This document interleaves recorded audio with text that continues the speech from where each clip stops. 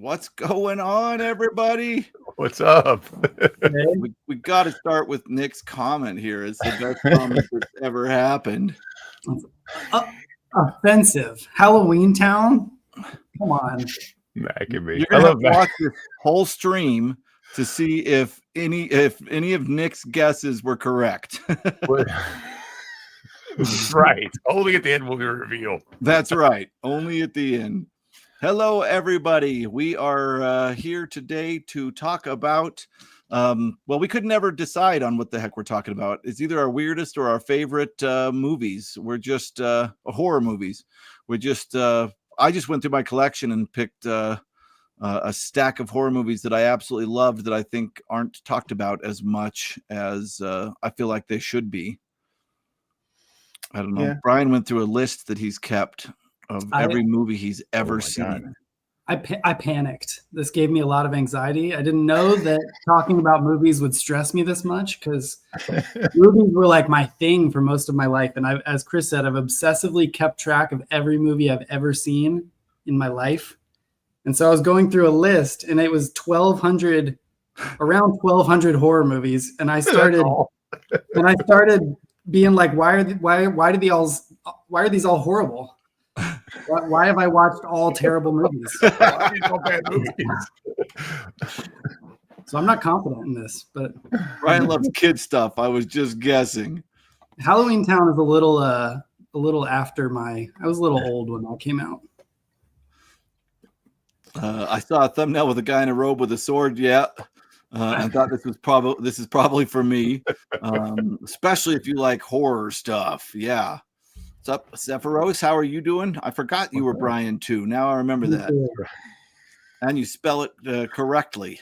How did he get relegated to Bryan too? I don't know. I guess because in the chat we were talking about how to spell Bryan's name, and he said, "I'm Bryan also," and that became Bryan too. Okay, I got to take this. You should have changed his name to also.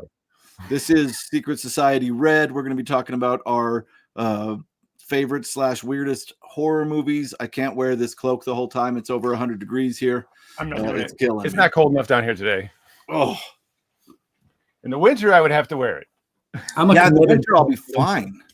Yeah, in the winter it would be cold down here. I do have to wear shoes because it's concrete and underneath the floor, so it gets cold. If you're cold. Okay. You felt like this doesn't fit me. All right. How did this get in here? Why is this here? Okay, so I think the plan is we're going to go around. So I originally figured it would just be one person would show all 5 of their movies, but Virgil and Bryan very brilliantly were like, no. Let's each do one. We'll do like a round, and we'll each go through. We'll pick one to share. And there might be some doubling up here, so I brought a little more than 5 just in case. Bryan might still be making his list. I don't know. Yeah, I don't know what's going on. We'll figure it out on the fly. So like I know there's one movie I definitely want to bring up. Well, then start. You're the one. Okay, that's easy then. Do we start right now? Everybody ready? Everybody buckled up. Everybody's got their. I don't think everyone's ready, but you should bring it on anyways. Well, okay, so this was interesting because we thought about this and we thought it'd be a lot of fun to do this. But like Chris, like you were saying, it started to become like, well, I don't want to just say my like the best or my favorite per se, because there's going to be so much crossover there that will be like, I just felt like. After I picked 2, I'm like, I don't want the rest of my picks to be my favorite. I want them to be different, just something unusual. Maybe not movies that I love, but movies that I like that did something like different than other movies. So that's part of the energy of the list, and also to kind of avoid picking what everybody else picks. I love the thing. Yeah,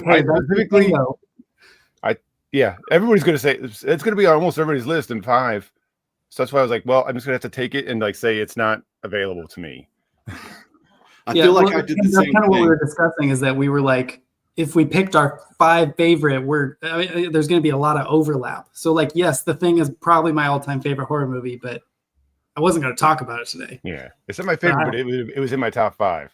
The Exorcist is good. Evil Dead 2, I love that movie. So, Dominar, one of yours is on my list. And I do want to state with Virgil, like, of course, I just bought the 4K version of The Exorcist. I absolutely love it. It's not on my list because I tried to pick films that I feel like people don't talk about enough, don't include on their lists. So, all right. So we know Frankenhooker's on Chris's list. So believe it or not, I bought a VHS copy of Frankenhooker because I The have one you can push and it says, "Want to go for a date?" Whatever. No, unfortunately, I wish, but I did. So I bought it because I have at the place where I sell books. There's a guy that sells records and old horror VHS tapes, and he bought that Frankenhooker from me for like $40. Mhm. Never seen the movie, but if the button works, it's really expensive. oh, I'm sure. Yeah. Fly. Also, Dominar Rigel, your name is from Farscape, so I already. Oh, I didn't know I that. love that. See, all this time we needed Bryan on here. Yeah, I also Tim recently purchased the 4K copy of The Thing. I have it right over there, and I freaking love it. Talk about a movie that like just smashed my brain as a child. That thing's the dog scene scared the shit out of me. Yeah, when I first saw The Exorcist, well, I didn't first see it, but I remember when they re-released it to theaters, and I saw it and we went, and I was like, I haven't actually gotten like anxious in a movie like that in the theater in forever. So it was pretty awesome. Well, and they added that scene with Reagan coming down the stairs backwards. I almost climbed over my couch when that shit hit. And like the shadows in the bedroom and stuff and all this stuff. I'm like, oh man, it was really working on me. Yeah. It was great. May or may not have partaken of substances before I showed up. All right, Virgil, what's your first pick? My first pick. Cool. All right. So I found this movie the first time from IFC on the Independent Film Channel. I'd never seen any foreign horror movies or anything, and watched this movie and was just blown away by it. And it's Suspiria by Dario Argento, which is an Italian horror movie. I don't know that Dario's known for his giallo movies, which are this is a particular brand of horror. It means yellow. Yes, thank you. I don't know that it's really quite that. But what it is just like this amazing psychedelic fever dream of like super high like vibrancy color. Like the colors are all cranked to 11 on this movie. The blood is almost orange red. It is orange red. And it all follows this girl she's an American and she's going to go to ballet school in Germany.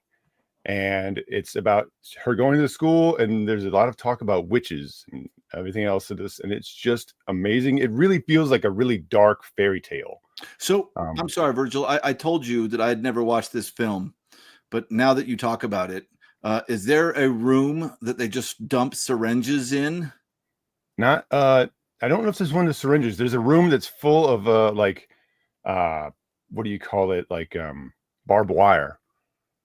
And that whole scene is in blue. That whole scene is all blue cast. Yeah, doesn't one of the ballerinas fall into the room? It's in this room for sure.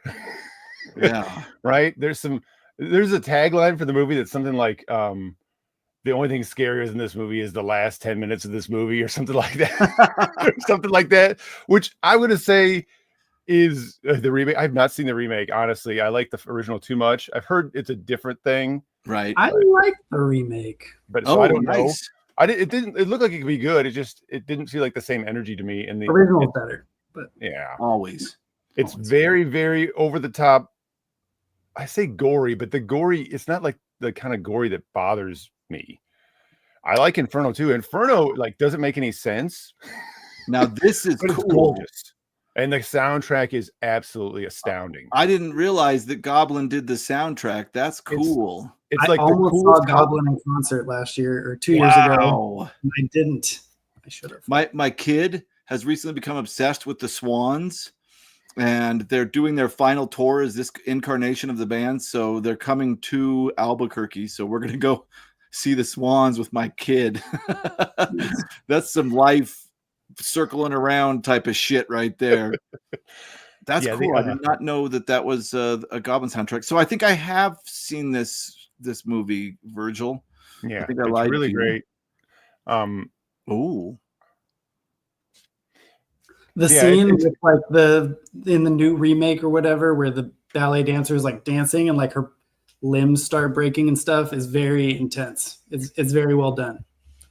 Yeah, it's I so some things that I really like about the movie is one of like is like this sense of her being sort of like isolated in this weird sort of other culture with these other girls, and everything in the movie, all the visuals make them seem way younger than they are. Like they're supposed to be like in their 20s, but even the doorknobs and stuff on the doors, they like raise them to make them look smaller.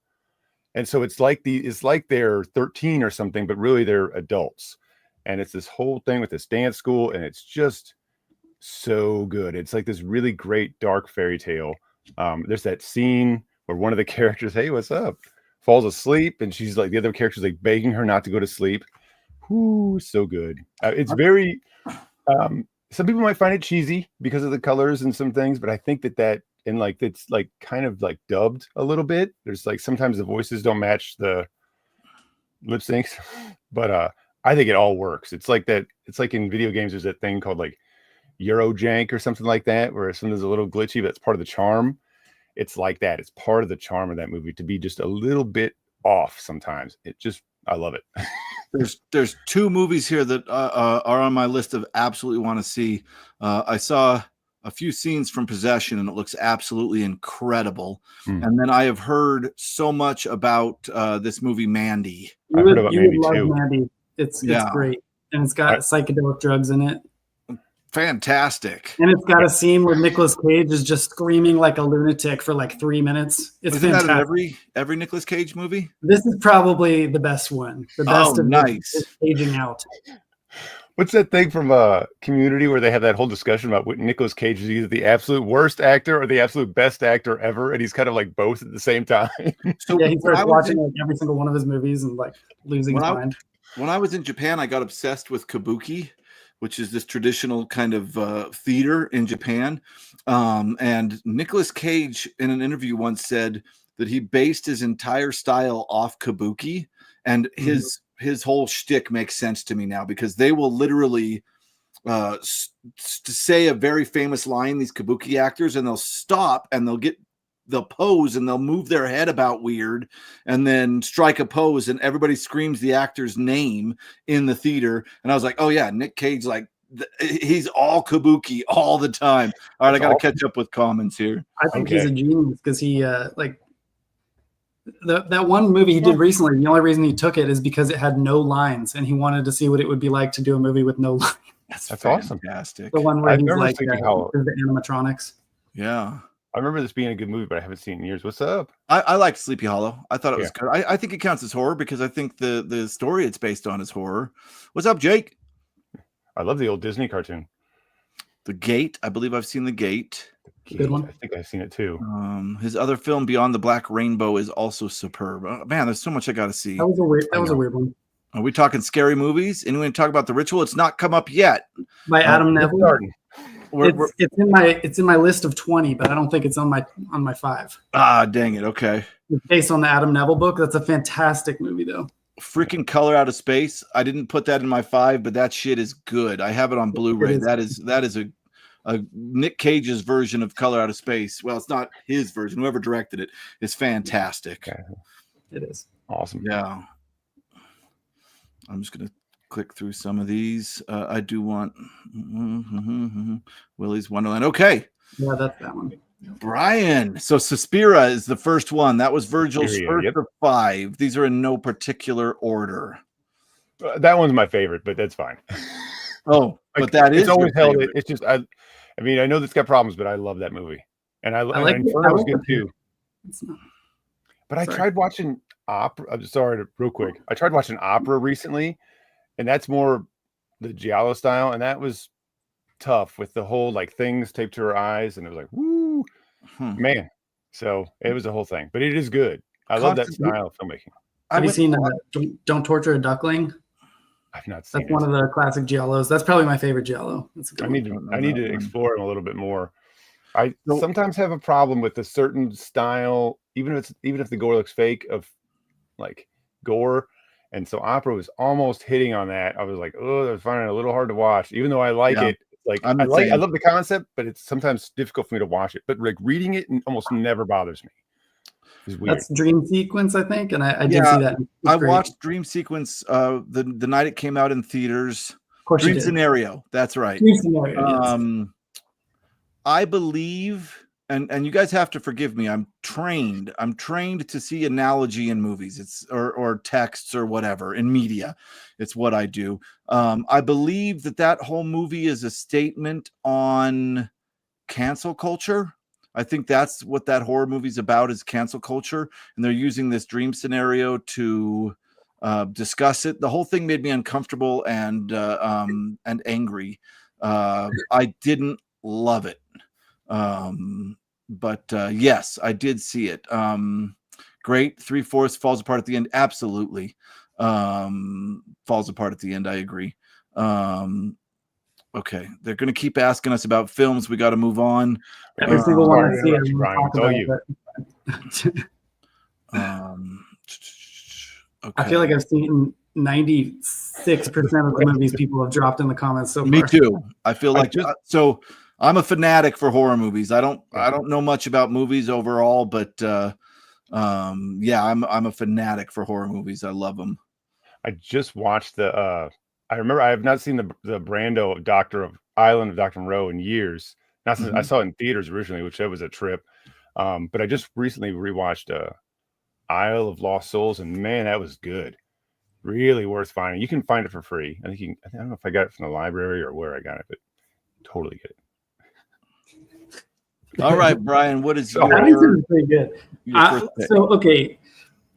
All right. Initially, we were like 5 favorite movies, and then that turned into 5 obscure movies that you like, that you think people don't talk about. And so I kind of did my list like that. And then Chris put the title as weirdest, and I was like, oh, thrown for a loop again.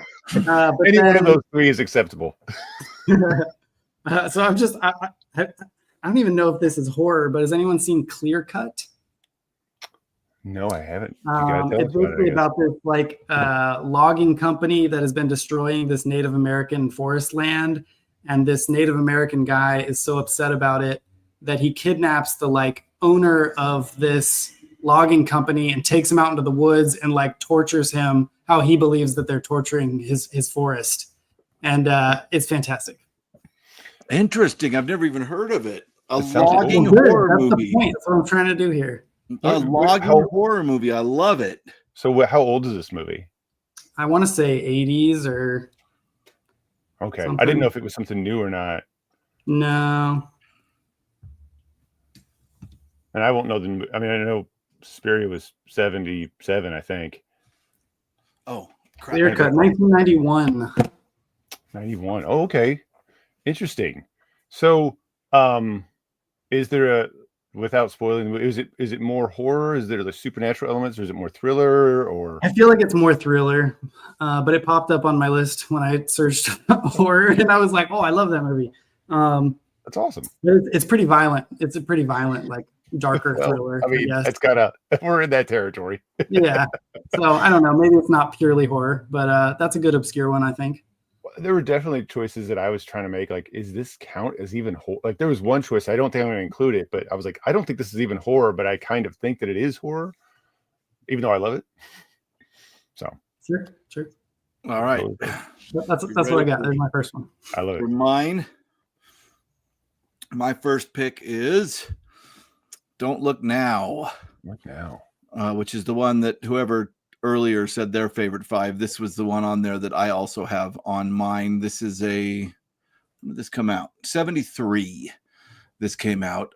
This is one of the weirdest horror movies I've ever seen.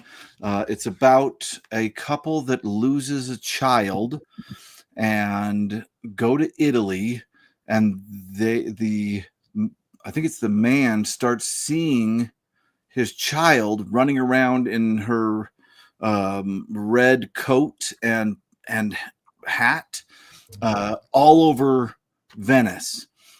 So eventually he tracks down this ghost of his kid, and the twist, like you can't guess it because it's ludicrous insanity. It will blow your mind. You might laugh, you might scream. It's wild, and it is based on a short story by Daphne de Maurier. I can't do French well at all. Daphne du Maurier.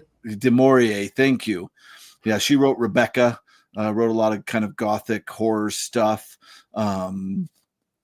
Jason actually broke this movie down on the channel way back because I made him watch it because I love it so much. So yeah, this is my first pick, a 70s ghost story that has a hell of a twist and also that 70s kind of goodness. So Got Donald Sutherland, right? Say that again. Doesn't it have Donald Sutherland in it? Yes, it does. I'm very bad at actors. I don't think I've seen that one. But I know all humans look alike to me, so there's like one actor that I know, and that's it. Sephiroth. Okay, people are just saying movies. Yeah. Sephiroth. There is it's weird because there's a sex scene and then the camera doesn't cut. So they like get up and they're like brushing their teeth and talking about what they're going to do tomorrow. And it's really strange stuff. Jason talks about it a lot in the video, only in the 70s, man. Yeah, for sure. And someone mentioned Vivarium too. That was great. Yes, it absolutely is. Of course, Andrea knew it like right off. Is it Andrea or Andrea, Brian? It's Andrea. Andrea. See, I knew I was saying it wrong. Yeah. Andrea. Didn't she write The Birds? I believe that she did. And Rebecca, right? Did she definitely wrote Rebecca. I don't know about The Birds. Maybe she wrote The Birds. Maybe. Like Jamaica Inn is really good. Agree. Andrea. I'm gonna try to remember that. Yeah. Constance says that is a scary head trip of a film. Reads well too. It really is. Julia Christie plays his wife. Good. I've not seen it. It could be a thank you for talking about the film, or thank you for telling people how to pronounce her name. I knew I was saying it wrong. Sorry. Every time I see that name on, if I have a student with that name, I'm like, all right, just tell me how to pronounce your name.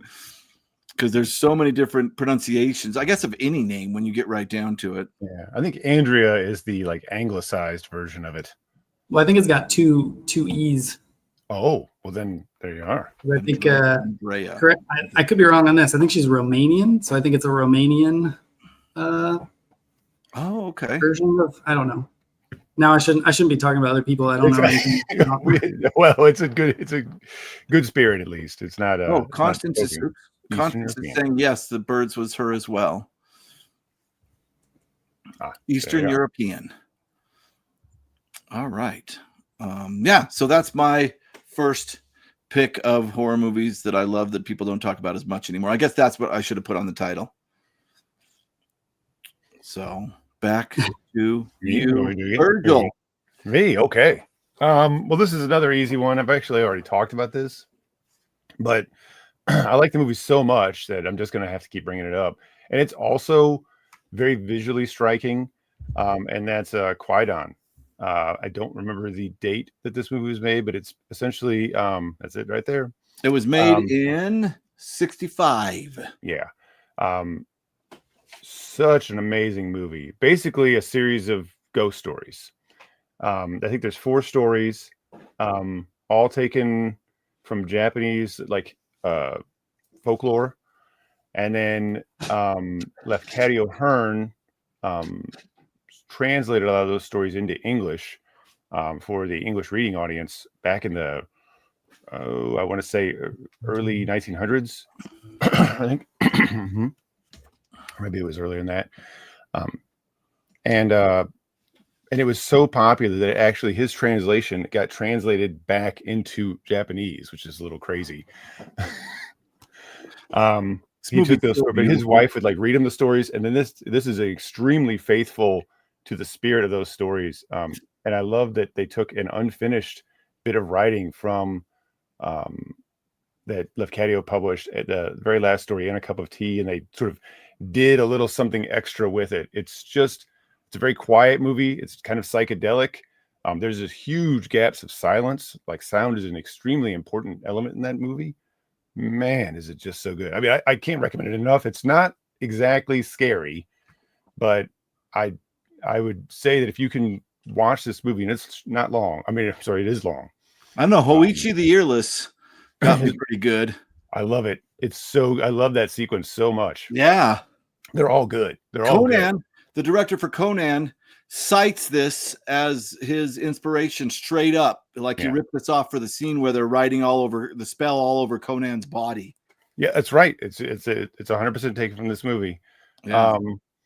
What was the other thing? I was gonna say, if you want to see somebody really sell this movie, Guillermo del Toro does this thing where he's talking to somebody and he's like selling this movie to him, and he's like, this movie's amazing, and he just goes off on it. It's great. Huh. Yeah, I've never seen a soundstage used as beautifully as this. Like the whole time I'm watching it, I'm just shocked that this is just in a hangar style room. Like, you will not believe what he is able to do. Who's the director? I've forgotten his name. Kobayashi, is that right? Yeah, Kobayashi. Yeah, yeah. Masaki Kobayashi. Yeah. Yeah, this was one of my choices as well, which is why I picked more than 5, because I knew we were gonna pick stuff from each other. If you haven't seen Kaidan, check it out. It's great. Yeah, and if you like samurai stories, his story, what is it called? For ritual suicide, it's the word for Harikiri. Harikiri, yeah, is also absolutely amazing. It's such a good movie. I'd like to add, it's based on a short story by Yukio Mishima, which is one of the most harrowing short stories I've ever read. It is literally just a description of somebody ritually disemboweling themselves. It is effed up. Yeah, it's an amazing. Yeah, seppuku is the more commonly used word, but I think the film was called Harikiri. Yeah. No. Yeah. It's so good. Anyways, that's not really a horror movie. That's like a samurai sort of drama, like life drama. And man, that movie is so moving. Oh, so great. Anyway, yeah. Kaidan is equally good. Kaidan, the horror movie, yeah. Yeah, Kaidan is moving and touching, especially like the Woman of the Snow story. Yuki Onna. Beautiful. So there's definitely a fairy tale element to that too. I love Twilight Samurai. It's hard. They don't have it republished.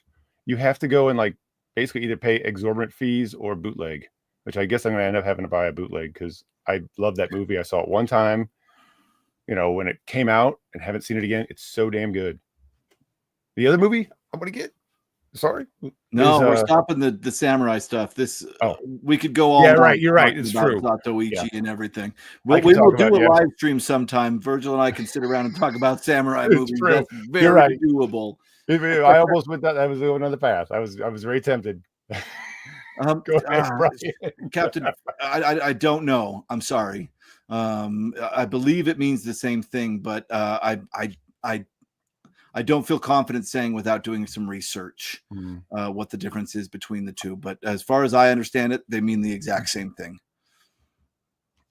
Okay, Bryan. Well, I have not seen Kaidan. And now that you guys have made it all smart up in here, sorry, I'm gonna jump down my list and just do just a pure slasher, just to bring the intelligence back down a little. Smart. Yeah. So, Just Before Dawn. Anyone seen that one? So that is just a pure slasher. It's about some people in the woods and some crazy mountain people try to kill them. That's it. But it's like a fairly obscure one, and I think maybe one of the best slashers ever. Interesting. Like the woman at the end, she like goes to kill one of these dudes and just like shoves her fist in his mouth and is like putting her whole arm down his throat. It's great. You went elbow deep, huh? Into that kill. Anyone like slashers, Just Before Dawn.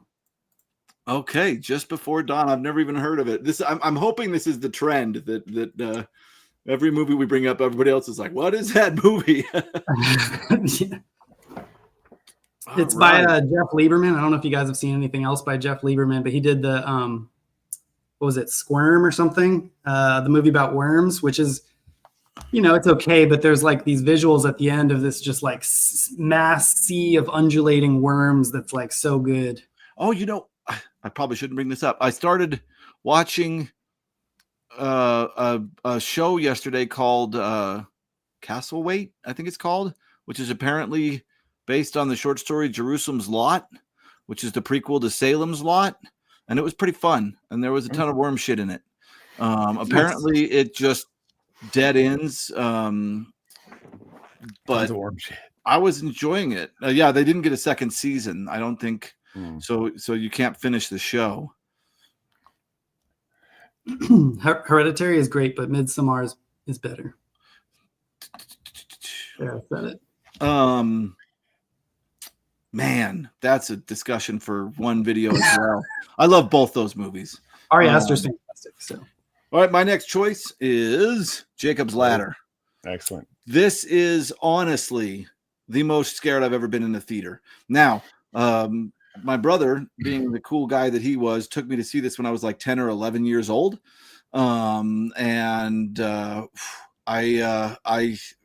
I don't think I even really watched it. I think that I just kind of had like one of these going on. You know what I mean?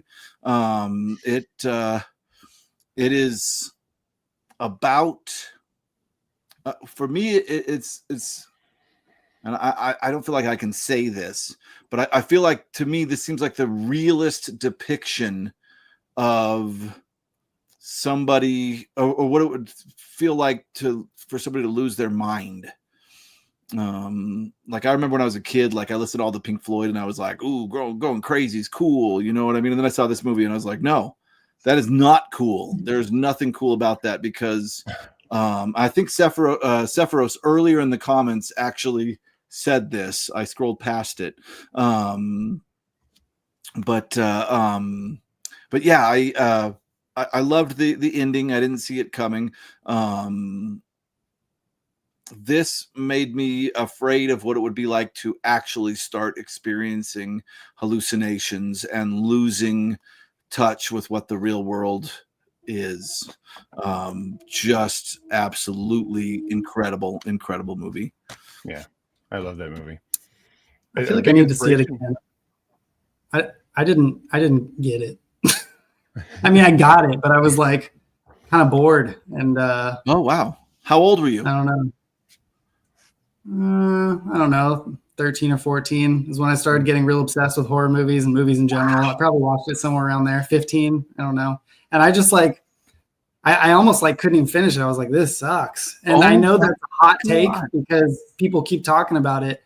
Maybe I need to go back and watch it, but I just like, or it just doesn't, back when I watched it. Or it just doesn't connect with what scares you. You know what I mean? Yeah.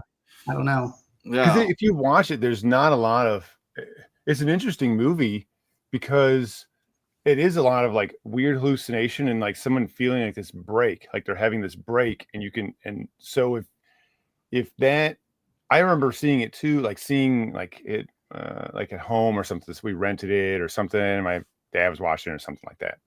And I would catch a couple scenes like, oh, that's too intense, and didn't want to watch it. I didn't watch it until much later. And I think certain scenes can be intense if you're young. But as a whole, I don't know that if you're used to horror movies, it might, if you're kind of, especially if you're a kid, and you're kind of like, oh, I'm used to the like extreme stuff, you might not do much for you because you may not connect to that psychological side, maybe. Yeah. I know I also saw like Ken Russell's Altered States and Eraserhead and like all those kind of trippy ones. And I didn't connect with any of them. I was like so bored by all of them. And maybe it's just the style, or maybe I'm too young, or I don't know. I guess now I'm going to reveal this. This was Nick's first choice for me. I didn't care much for Eraserhead. I didn't hate it. My brother explained to me why it was amazing, and I trust him. So if you were picking for Jason, Nick, you would have been spot on. But yeah, I think it was a little over my head. What was truly going on. I'm better, I think, pulling metaphor and analogy out of text than I am out of movies. Do you think that have you gone back and revisited some of those movies and changed your mind or felt better about them? Or I have not watched any of those in a decade. So Okay. maybe it's time to go back. I don't know. Yeah. Maybe. I mean, it's one of those things. I know. I'm gonna text him really quick, Dominar. And what is the Darren Aronofsky's first movie, Pie? Like, it feels kind of. I watched similar Pie. as well, and I was like, eh. I had a buddy sitting there that was like, "You will love this. This is the greatest movie you've ever seen." I was like, "That was weird." That was weird. Yeah. Yeah. Or was it like a Tetsuo the Iron Man or whatever? I saw that one. Yeah. All these kind of weird, like trippy. They haven't really done it for me. Yeah, so it was weird because I didn't get real scared when I watched Jacob's Ladder, but I loved the imagery, like the surreal horror aspect. I really liked.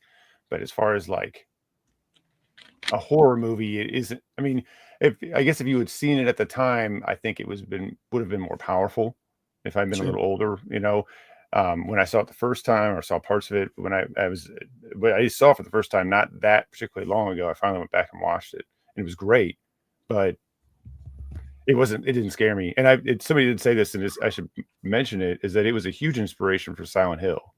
Like the video game and the series is a very big jumping off point. And the Silent Hill movie is also has that mood in it. It's got it's sort of, I don't want to say it's an evolution, but it takes a parallel path, I guess, or something.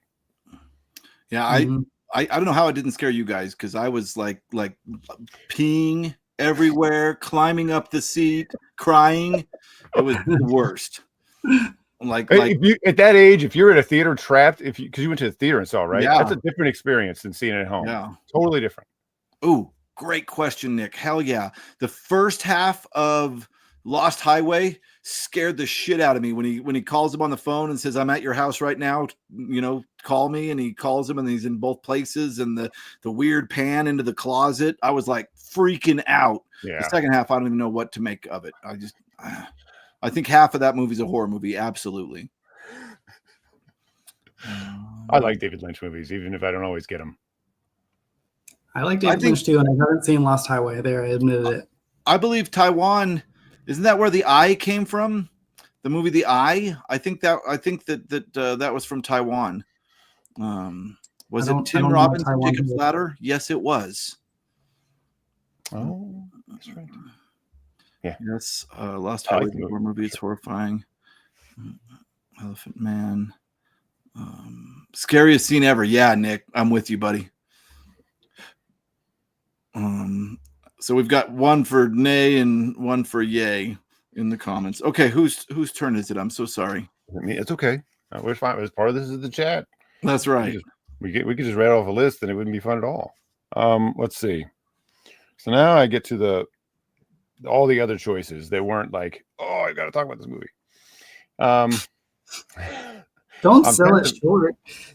I mean, I have a lot I could talk about that I still want to bring up, but I have 5 slots. So I'm going to use, I'm going to save one in case somebody else brings it up and save that. I'm doing that too.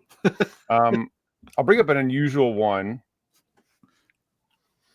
I think it's good. It's a psychological horror movie, and I really like it. It's more of a thriller, really, and that's Frailty. And it's got Matthew McConaughey in it, and I want to say there's somebody else in it. Bill Paxton. Bill Paxton is a father, and it's this movie about this guy. He's got 2 sons. His wife is, I guess, passed away, and this dad comes into the room one night, right? And he's like, "I just got visited by an angel of God, and he's told me that there's real demons in the world, and that we have to go and stop them. We have to get rid of them because they're poisoning the world." And he's driving around, and his sons are like, the kids are like woke up in the middle of the night, like, okay. And then the dad's like driving around, and like he gets this like feeling, and he pulls into this like farmhouse, and like there's a barn, and there's this axe and a stump, and he grabs the axe. It's so good. And it does this whole thing with like one of the sons is like, "Dad, you're right. These because essentially Matthew McConaughey's like, or I'm sorry, the father, Bill Paxton's the father. He's like, Matthew McConaughey is much later. He's like retelling the story from his childhood.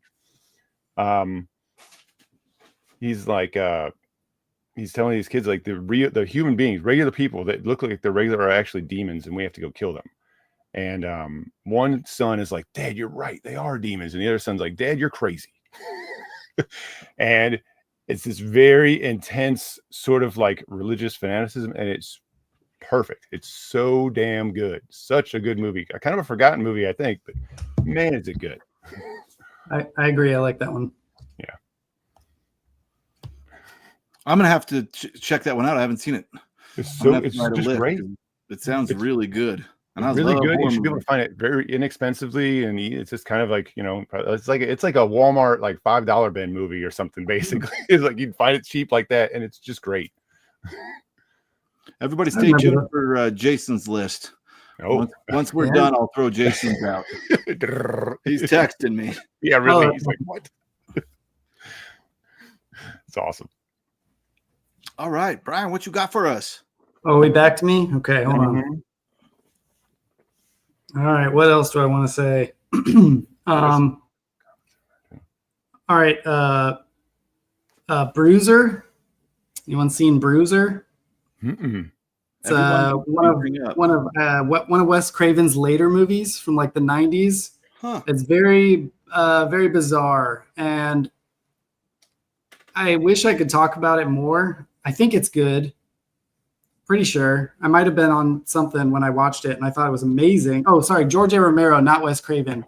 But it's basically like this guy has this like, he wakes up one day and his face is just like this completely white mask with these little holes for eyes, and he looks in the mirror and he doesn't know what's going on, and like it's almost like this weird surreal noir feeling. Like I don't even know how to describe it, but it's odd, and I loved it, and nobody seems to talk about that one when they talk about Romero.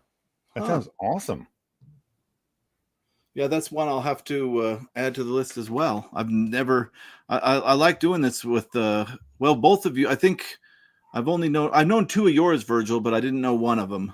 And I'm like losing with Bryan. I don't know any of them. Oh, Bryan! I knew Bryan was going to come in with the great stuff that people were going to be like, oh yeah, seriously. I knew it. I knew he had this all in his back pocket. He's like, look at this. Well, I mean, I could talk about my like favorites, but I was trying to go for ones people don't know. Yeah, I've got my favorites sitting here, and I think I'm not saying these are like the best movies ever, but they're solid, and no one seems to talk about them. So yeah, that's what's awesome. That's great energy. Yeah, Jason texted me a second ago, halfway through his list, and he said that people don't talk about it anymore. It makes it really hard. Yeah, that's what I was stressing. Yeah, it really does. I didn't want to pick things people would know. And I feel like every time I say one, the chat gets silent. So I'm like, yes. You're like, yeah, nobody knows what I'm saying. I win. Everybody just goes, I did try to pull up the first two movies. I did them in the bottom. I don't know if Chris can see it or not, but I did presentation for the movie for your first two movies, Clear Cut and what was the second title? I can't read it. What did I say? Oh, Just Before Dawn. Yeah, those are both down there. If they're really obscure, the main actor in Clear Cut is an actor I know, but I don't remember his name. Also, Infinite. Andrea brought up the House of Wax. That I actually had that on my short list because I was like, this is an absolute guilty pleasure pick. But like that, I was at the right age when that was in theaters, and that one hit me. Yeah. Oh, the more recent version, the remake yeah. version. Okay. Yeah, honorable mention for Vincent Price. I love Vincent Price. I've got a I've got a weird one here. Let me move this so that it doesn't go off. I'm not. We always knew it. And this is a fun story. So I'm going to bring up the movie The Haunting of Julia, which is a movie that has Mia Farrow. Like right around Rosemary's Baby time, after Rosemary's Baby, but they kept that same haircut and we're going for that kind of same look. So I read the novel Julia, which is by Peter Straub, and really loved it and heard about this movie. So Jason and I, when he was still working on the channel with me, we went out and found it on YouTube and watched this movie that there was no copies of. You couldn't buy it anywhere. There was just this terrible VHS rip on YouTube, and we watched it and loved it. And It's a 70s ghost story. It's wild. And then later, Peter Straub re-released. This is the same novel, and he calls it Full Circle. So this movie has two names, The Haunting of Julia and Full Circle, just like the dang book has two names, Julia and Full Circle. But anyway, as I was looking for this movie, we found a YouTube of this guy who made an entire YouTube channel trying to track this down and release it on 4K. And it was his entire journey, calling people on the phone, trying to get a hold of who had the rights, so on and so forth. And it ended with him releasing it on 4K, which was really exciting to be a part of. Not just an audience, right? Just watching. But yeah, this is it's subtle. This is a very subtle 70s horror movie. Some of the scares could have been a little better, and some of the kills could have been a little better. But with that said, it is all fantastic 70s creep. I really, really enjoyed it, and I think a lot more people should talk about this movie. I haven't heard of that one. That Very sounds cool. great. Yeah, it's fun. Jason's still talking to me now. Chris, I think most of yours have been ghost stories, haven't they? I love ghost stories. Yeah. I do. Oh, that's a good point. Sephiros. Yes. The score is, I used to know the name of the person that did it. The score is incredible because it's this mix of synth and orchestral. And it's so cool. It is so cool. Thanks for bringing that up, Sephiros. I forgot about that. Really good. I also love The Orphanage, Jake. Love the crap out of that movie. Really good. And yes, you guys are starting to see a theme that I run towards the ghost stories. I really do.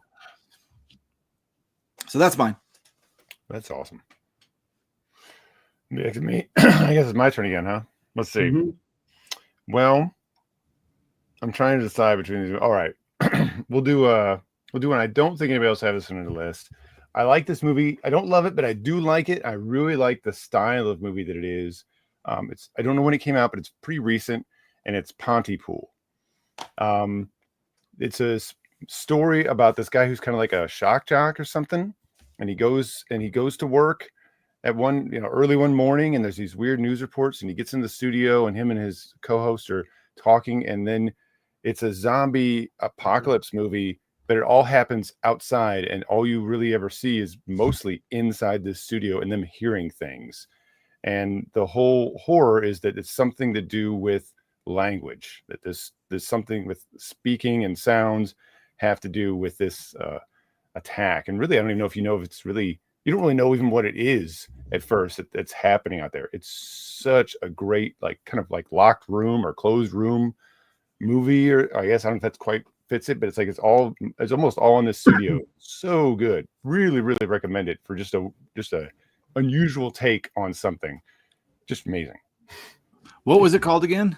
Pontypool. I think you can find it on Netflix. Yeah, I've heard of that one. I haven't seen it, but it sounds good. I think it's basically goreless or almost goreless. Very, very, very, very little. It's mostly psychological stuff that's going on, and you're hearing things, and they're kind of in the studio, and he's trying to play it off, and he's like, don't repeat, don't record this message, and there's a whole thing. It's awesome. Yeah, a lot of people are reacting to that one. I'm gonna have to watch that. Yeah, I think you'll enjoy it. I really do. Oh. I thought so. Well, okay. Have you seen it, Bryan? Or I have not seen Pontypool. Oh, okay. I know of it, but I haven't seen that one. Yeah, I know. I feel cool for a second.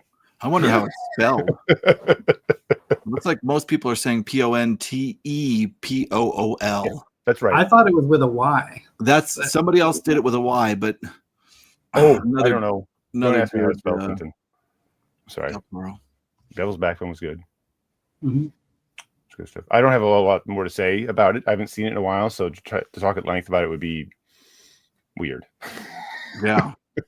That's how I feel about a lot of these. Is I was looking through and I'm like, yeah, I know I loved it when I saw it, but I don't know how much I can say about it at this point. It's been a while. And it's a little bit of a, like, you don't want to talk about it too much. It's a little bit best experienced kind of a thing. I'm not going to read this comment out. Jake's always recording. Wait a minute, that's a different movie.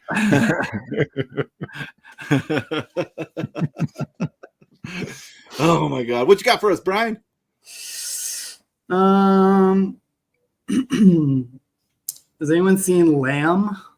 Oh my God, I want to see that movie so much. It's an Icelandic movie. It's a little newer. A24, right? Yeah, that's probably my least obscure one so far. But it's very slow, but beautiful, and has a lot of like deeper themes about like motherhood and stuff, and very well done, and a lot of really surreal, weird images. It's about basically this like lamb that's half human that they raise as like their baby, and it's bizarre.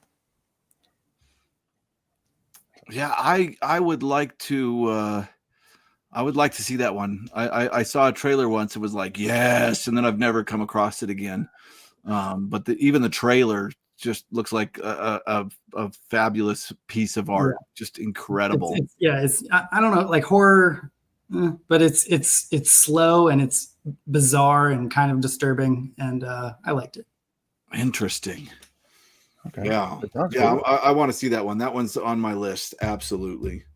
For a second, I was thinking of some other movie, which is was it like Sheep or something, where the sheep attack or something? That's a different Black movie. Sheep. Black Sheep. I thought that's what you made it first. I'm like, is that movie? I don't know. I've never seen either one. I only get very different. Actually. Yeah, I was gonna say. Just the description is very different. I only get 2 more. Oh my God. I'll have to tell you what this list is over here before the video ends. We'll have to go through honorable mentions. Oh yeah, I'll just list out some stuff at the end. Yeah, me too. Me too. It is my turn, right? It is your turn. Okay. Yes. I'm gonna do Picnic at Hanging Rock. Ooh, look at you. This is a film that I discovered when I was young. Again, my brother showed it to me. Jason's the movie guy for real. And I for some odd reason became obsessed with it as a kid and watched it over and over again. I really loved it. It is about the disappearance of some students from a girls' school, I think like a finishing school or something. They go to this place called Hanging Rock in Australia, and they climb up there, and then half of the girls that climbed up there disappear. It's subtle, really subtle, like to the point that if you're slightly tired and you watch this movie, you'll be under for the night. It'll put you under. But if you're in the mood for some kind of slight creepiness, this one just wonderful. And I'm actually going to read the book, which I've wanted to for years. I'm going to read the book with Deb, who is from Australia. Deb from I always forget. Go ahead. Omnivorous Reader. Yes, thank you. And we're going to be doing that to open spooky season in October, so you can look forward to that. But yes, love this film, and I don't feel like people talk about it as much. Yes, Andrea with Joanne Lindsay or Joan Lindsay. Yes, that's it exactly. So we're going to talk about that book in October. Andrea, right? Andrea. I'm going to remember this. Yeah, so that's my 4th pick. Now I only get 1 more, and I think I have it picked out. Virgil, what you got? All right. So now I have a choice. I have to make a hard choice here between 3 other movies. One which I love, but it's very popular and people know it, so I'll save it. Let me interrupt you really quick, Virgil. Sephiros, one of these times you and I got to talk. I love medieval literature, and I actually, with other than a couple problems, loved the shit out of that movie and would love to, like, I think my buddy and I talked about it for probably 4 hours straight one night. So yeah, I can chat with you about that one. All right, go ahead. Sorry, Virgil. I still need to see. Okay, I still need to see Green Knight. I know I would like it. Anyways, I need to reread the poem too. Thank you. I think it's pronounced Kahurse. No. Yeah, no. The H and the C is silent. It's just It's just Riz. Shriz. Riz. You can just say Riz. Riz. That's the age of Riz. You're just the Riz. That's what we call you now.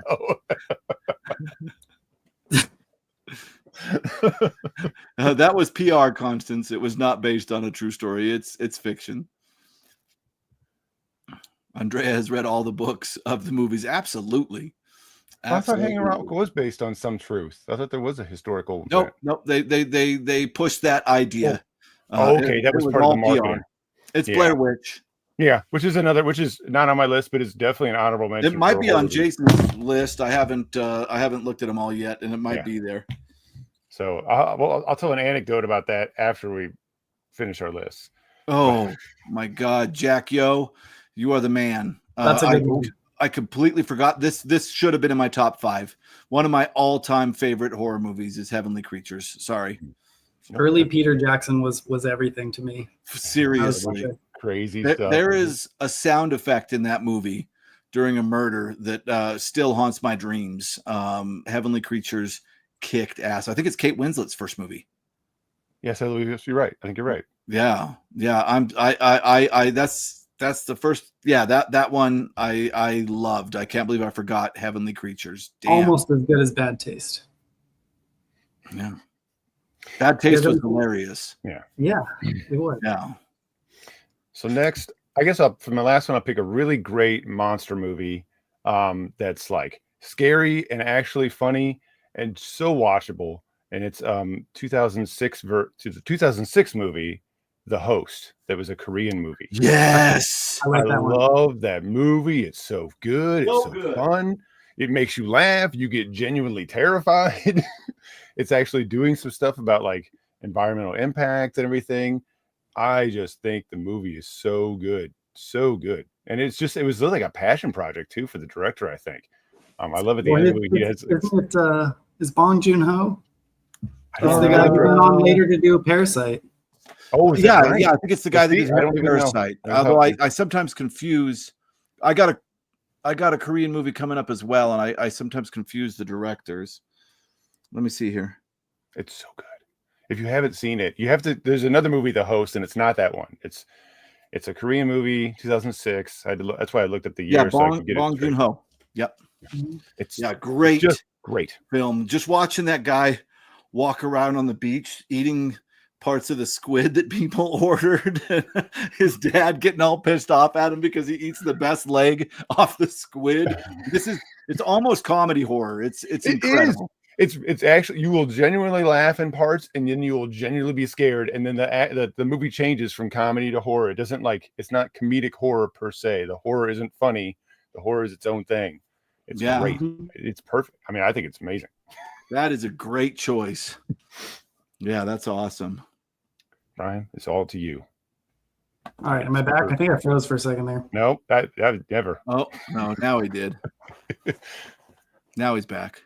I'm back? You're back. All right.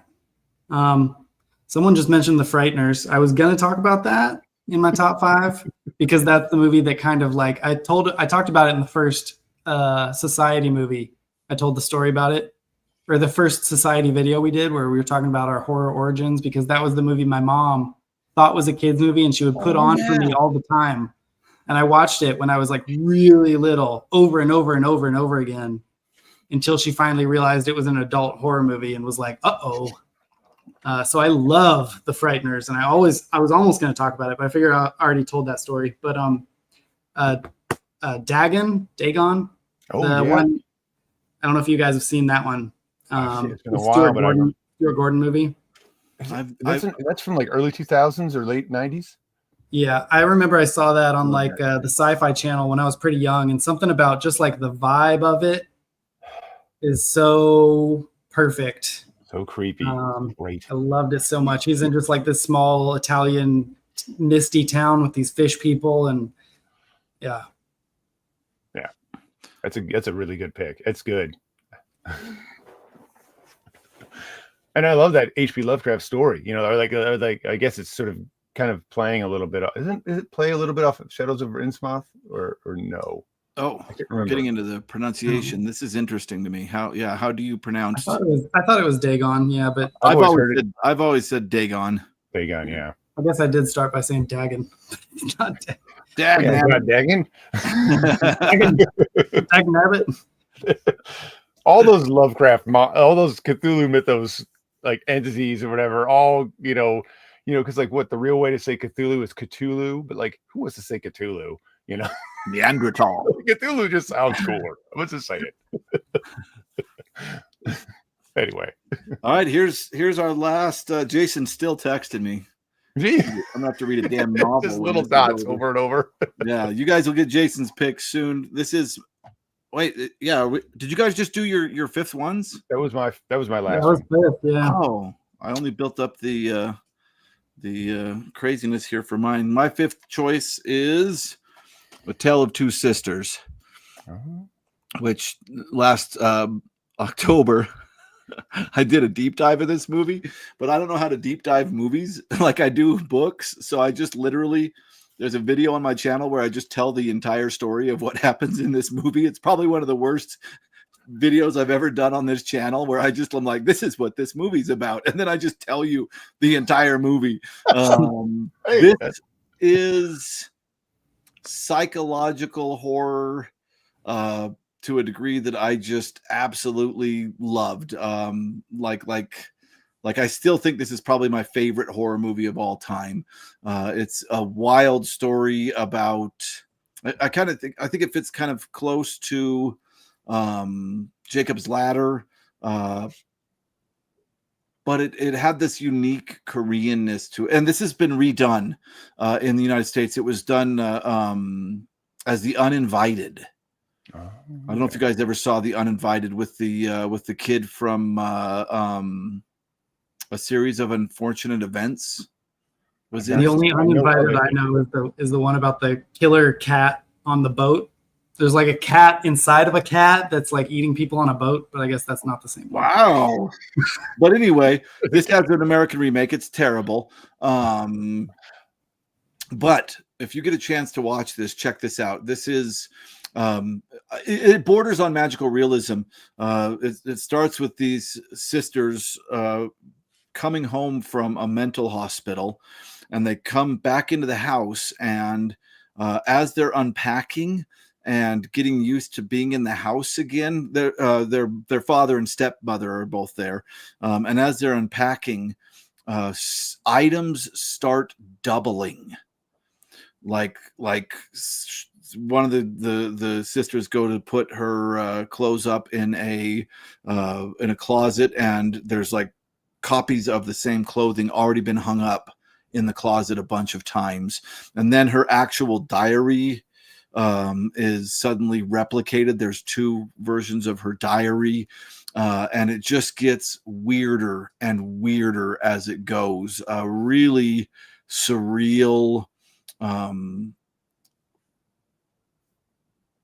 of slow burn. It's a ghost story, kind of, but there's two great scares in it. I wish there'd been a couple more scares, but there was two great scares in it. If you ever get a chance to see this, see it. The tagline is "Fairy tales have never been this grim," and that's because this is loosely based. This is a modern retelling of a Korean fairy tale. That's a very famous fairy tale, and that one is the one that nobody really talks about, that I wish a lot more people did. And if you want to watch me just tell you what it's about, instead you can go watch the video that I made where I just tell you the whole movie. Free alternate on the internet right now. You can go and that's right, everything with the movie. I'll just spoil the whole thing, and not as good as the director did. Right, you could just look at the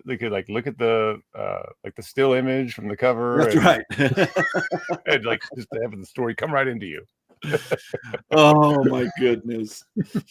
All right, Virgil, what do you have left aside?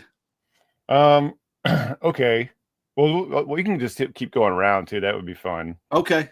Yeah. The one that I didn't mention that I really love, but everyone's probably heard of, but I think is just so amazing, is Phantasm. I love Phantasm. Oh, the 70s with the sphere. It goes around in the graveyard and the years. Oh my god, that movie is so good. And the sequel is the sequels are terrible. but it's good in a bad way. It's like the good I've bad. seen like and it's all like, 5 of them, and I oh my god. But yeah, I don't know. Everybody loves Phantasm, and I think it's got good elements, but I just couldn't quite connect with it as much as most people seem to. I just love that 70s vibe that it has going on. The music, the weird like synth stuff going with the music, and then like it's There's just good it's like aspects. bizarre, like anything goes. Great film. Anything. I just love that. So I don't know. I have a strong affection for it. I used to, when my son would do something, I'd be like, boy. So anyhow, love that movie. Phantasm. I haven't seen that in forever. I love the first one. The second one is cheesy, but I think it's like, I don't know if it's true or not, but it feels like it's really an inspiration for that. What's the show? The WB show where those two brothers go around. Supernatural. I feel like Phantasm 2 is like the foundation work for Supernatural. I had a girlfriend for a while that was obsessed with that show, and I tried to watch it, and it was. Some people love it. My wife loves it. I totally get it. It's just I have a hard time with WB shows. Yeah, like I really do. Yeah, that's hard. Yeah. All right, Brian, which one that you didn't talk about? I'll stop trying to be a hipster. What? No. I think The Mist is one of my all-time favorites. Yes, such a good movie. It was on ending, my list, dude. The ending. The ending is maybe the best movie ending of all time. I saw it in theaters, and it blew my 12-year-old mind. incredible. Mm-hmm. Yeah, that's a good call. I didn't think about that one. Yeah, The Mist is so good. I love it. The monster design is amazing and weird and scary, and you've got this psychological element going on. I don't know if I'm out of turn here saying, but I think it's my favorite Stephen King movie, like movie that's come from a Stephen King story. 100%. For sure. And there's a Dark Tower reference in there. I love it. Is there? Where is it? Painting. Oh, when he's painting at the beginning. Yeah, that's right. Mm-hmm. Yep. Isn't that? I was like, oh, I got so excited when I saw that. I did too. That's awesome. The Mist. Yeah, that ending. Do you watch the black and white version? I have seen it. I like them both. Oh, I'm sorry. This is Brian's pick. Oh, it doesn't matter. I did watch it once because I had that DVD growing up, and I would show it to all my friends. So I think I did watch the black and white one once. I don't know that I remember it. Is the difference just that it's in black and white? Mm-hmm. They included a black and white version on the DVD because I think it was it originally going to be released like that, or I don't remember what the deal was, but there was something. I don't remember why it happened. And I have watched it, just like you said, I've watched it that way. And I mean, certain things in black and white are really cool. And I liked how it felt. Certain aspects felt like an older style of horror movie, like this weird, like drama. I like that. I don't know. Maybe it gives it a little punch, but I guess I still kind of, maybe it's laziness to prefer the color, but I don't know. yeah, But after a while, black and white goes away. You don't see black and white anymore. Yeah. So, And then Chris, that ending has the Host of Seraphim by Dead Can Dance playing. Oh, nice. That's right. Damn. Good. Look at that. Pulling out the knowledge. I love it. Nobody's going to care about mine. No, yeah, we are. Come on. Dude. The greatest musical of all time, Sweeney Todd. I'm not talking about the Johnny Depp one. I'm talking about Angela Lansbury and George, what's his name? George Hearn. Jason had a videotape of this that we watched over and over again until it broke, and then we couldn't find another copy. It disappeared. I couldn't find another copy of this, and then I went to a yard sale about a year ago, and this was sitting there. This is based on an old, what do they call them? Penny Dreadfuls. Mm-hmm. This is based on an old Penny Dreadful, which was based on a true crime that occurred, and this is the story of a barber that hooks up with a baker, and he starts killing everybody that he's shaving, and she starts baking them all into the pies. And they become super famous for how good their meat pies are. And it's funny because when I taught a semester, I got to teach one semester in London, and while I was there, I went to Fleet Street, and the place where this crime apparently took place is now a meat pie restaurant. So I got to have meat pies while I was there. So yeah, Sweeney Todd, the Demon Barber of Fleet Street, based on a Penny Dreadful, incredible Stephen Sondheim play. I think it's Sondheim, right? Musical. There's another film version too, like a really early one, isn't there? Oh, I don't know about that. I only know the Johnny Depp film version. I think there's a really early film version as well. Yeah, and it's funny because I bet I would have really enjoyed the Johnny Depp version, but I had seen this so much, and this is so aggressive and angry and fun that I felt like the Johnny Depp version was way too tame. Very cool. Yes, Angela Lansbury, who you don't think of as a terrifying baker who's a cannibal, but she is in this one, and it's really, really good time. Absolutely awesome. What's up, Goblin? Hey, what's going on? All right, Virgil. Oh, okay, another one, huh? Let's see. Well, another one that so this movie I like. My wife really enjoys this, and we've watched it a couple times, and it's a horror movie, but it's also kind of like a comedy. It's an independent film, but it had a lot of big name actors in it. Bill Murray and Adam Driver, and it's Dead Don't Die, which is a small town zombie apocalypse thing. Very tongue in cheek, very like self-aware. Like I think really early in the movie, like Adam Driver's like, "Oh yeah, we're all gonna die," and Bill Murray's like, "What are you talking about?" He's like real fast. He's like, "It's zombies." He's like, "Really?" He's like, "Why do you think that?" I just love it. Oh! I've seen that. Isn't it funny? It's the Jim Jarmusch one. Yes, it's Jim Jarmusch. That is all this stuff is like that movie. It's great. She loves that movie, and I was like, I love independent film, so I love like the weird like takes that it's got. Oh my god, it's so fun. Yeah, no, that shit was funny. Bo made me watch that. My buddy Bo came over. He's like, "We're watching this dumb zombie movie," and I was like, "Zombie movie, dude? Seriously?" And I was rolling the whole time, dude. It's great. Yeah, seriously, that is a good choice. I really liked that movie. Yeah, that's a good choice. All right, Brian, I can keep going. Have you guys seen Funny Games? Funny Games. It's based off of there's an American version and oh god, I'm gonna say the country wrong. It's either Swedish or something like that. And it's made by the exact same director. Like he remade his own film, literally shot for shot, like word for word in English with American actors. And honestly, I prefer the American version. But it's this movie about this rich family. I think it's Naomi Watts, and these two like preppy looking guys show up and just start like kind of psychologically torturing them and then actually torturing them. And then at one point they like break the fourth wall and basically look at the camera and they're like, "Why are you enjoying this?" And like, it's wild. I love it. So the audience on enjoying. Well, it's all what it's about. He said the director said America needed this movie more than our country, which is why he made it there. And it's basically about like it's a really good movie just about watching someone like harass and torture a nice family, and it's kind of saying like, why do you enjoy watching this? Yeah, Michael Haneke, yeah, he's one of the greatest directors. It's fantastic. I love it. I just won't do home invasion films. They seem like just a setup for kind of torture porn stuff. You know what I mean? Which may be what the director was pointing out. Yeah, that's interesting. So is that the director? Yeah, of Funny Games. Yeah. Well, now it sounds like I have to watch that one because I like fourth wall breaking meta stuff. That's fun. It breaks it a couple times. Once when he says that, and then again towards the ending, and yeah, it's really interesting. Wow. Okay. Very cool. Funny Games will ruin your night. That's my fear. It will. Yeah. That's my fear.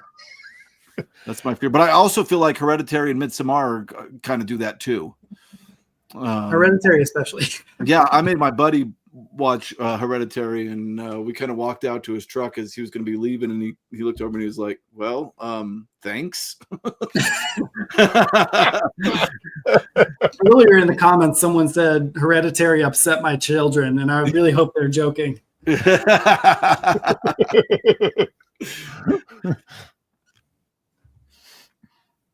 All right, funny games. Very interesting. Good horror will ruin your life. Oh no, I put the emphasis on the wrong syllable. Let's see here. All right. Wait, no, speaking of, okay, yeah, sorry. Okay, this is. I feel like I have a lot more than you guys. My list is nowhere near complete. Okay. All right. Well, then this was my replacement for Kaidan. It's called Ugetsu, and it's based on Ueda Akinari, who is a Japanese writer. He did a book called Tales of Moonlight and Rain. Virgil, I sent you a copy of this, I believe. Mm-hmm. And this is Kaidan before Lafcadio Hearn did it. This was a Japanese guy that was like, I want to find a way to preserve these stories. So it's a very important book in Japanese, and this film is an incredible look at some of those stories. It's really, really a great time. I put it with Kurosawa's stuff. I feel like it's similar to that. And this is really good things about it. It's one of those movies I've been like, okay, I need to get this movie. Yeah, but like I've been holding up a lot of Criterion, and like Virgil said, they're not cheap. They're not cheap, yeah. They really aren't. You can make yourself very sad if you keep buying them. That's making funny. me ashamed of my gaps in all of my foreign films. Funny Games is the movie you need to see that you should not be watching these movies. Yeah. That's a good statement. Do I do another one now? Oh, sure. I'm just okay. reading the comments. Okay, that's fine. I don't know. Let's see. Let's see. Did I skip any? No. So now we're just going down the list. I don't know. Let's I just watched this the other day to kind of to see. I hadn't seen it in years, and it's a horror movie. It's a Hammer horror movie, and it's a Captain Kronos Vampire Hunter. Huh. A really great sort of. It's not very scary. It has an unusual take on vampires, and that's really the whole premise of the movie. Is like vampires aren't always what you think they are. Captain Kronos is sort of like a cross between like Duncan MacLeod from Highlander and like. I don't know. I'm trying to think. There's another analogy there too. Maybe like a little bit of Solomon Kane or something, right? Kind of that energy. Sold me with Highlander. Yeah. So there's a little bit of that. He has a katana, of course. And like it takes place in England, and I want to say like the 17 or 1800s. And there's this vampire that's been preying on people, except it doesn't drink their blood; it drinks their youth. And so all these young girls are turning very old and becoming and then dying of old age. And so Captain Kronos has to come and he's a vampire hunter. Him and Mr. Frost or Drost, who's like a hunchback, like sidekick, have come to try to figure out who this vampire is. It's good fun. It's good fun. Not very scary, but a good real great mood for that movie. Nice. Yeah, I like that old Hammer stuff. I do. All right, Brian. Man, I have so many. This one's not horror at all, but I'm gonna say it because it stars vampires. It's not even on my list, but you reminded me of it, and it's definitely not horror. It's honestly maybe more of a romance, but Only Lovers Left Alive. I don't know if anyone's seen that, but it's fantastic. It seems like I've heard. I don't think I've seen it, but it seems like I know that name. It's got what is it? Tilda Swinton and the guy that plays Loki, I think. And it's they're vampires, and they've been in this like relationship for like 500 years, and it's very slow, but it's quite beautiful. They live in like this abandoned like house in Detroit, and yeah. You're making me think of The Hunger with David Bowie and Susan Sarandon, I think. Okay. And also Gumby Pokey. Yeah, that Yeah, sounds another jar mush. That's right. Yep. Yep, that sounds a lot like and of course the Bauhaus opened singing Bela Lugosi's "Dead," Yes.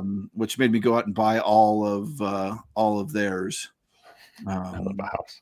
Yeah, we'll have to. Bauhaus, Peter Murphy, crazy. Yeah, Yep. another Jarmusch. Yeah, great film. Awesome. Didn't they reprise their roles in What We Do in the Shadows? Oh shit! If they did, I missed that. That's awesome. They Though. might have. I love that whole sequence in What We Do in the Shadows. For the like, oh, Wesley's here, Daywalker, or whatever. Oh, Like Brad and was it Brad and Tom couldn't make it? I'm sorry. So wait, Only Lovers Left Alive is Jarmusch, not The Hunger. Yeah. Oh, I was thinking The Hunger was okay. Yeah, it's definitely my favorite movie of his. Yeah. I love It Follows. I actually broke that one down in school. I went to film school. So yeah. we had a whole class discussing that one. It's brilliant. I liked It Follows a lot. I went with a girl I was dating at the time, and my whole family, and I was like, wow, and everybody else was like just livid. They all hated it so much, but I really enjoyed it. But it is not, to me, that was, I'm going to piss off everybody right now. Everybody ready? 3, 2, 1.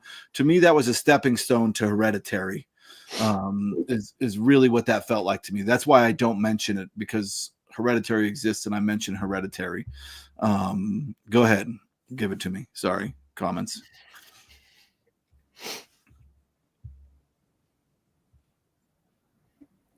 Very cool.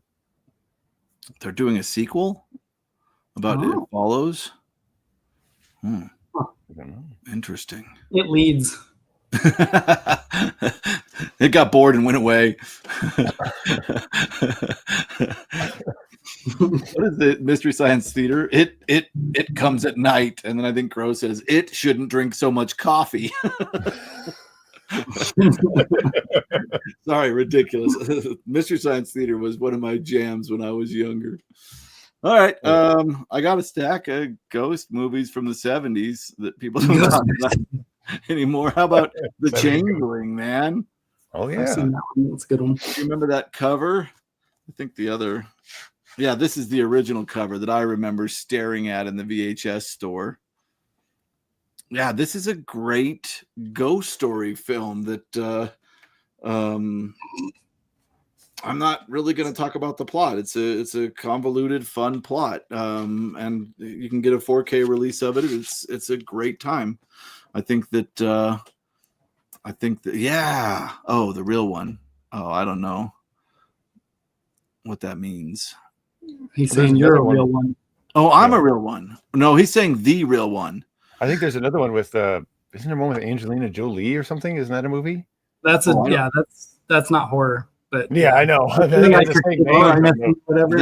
I'm going to agree with you. The real one. I know. Nick. I assume that's what he means. I don't. Oh, okay. Yeah. He's saying that. Oh, yeah. Oh, yeah. The one I'm holding. Okay, good. Yeah, I'm with you, Nick. 100%. This one is not. Nick does seem more like a Jolie fan, but. Oh man, Virgil, back to you. Back to me. Okay. Let's see what I got.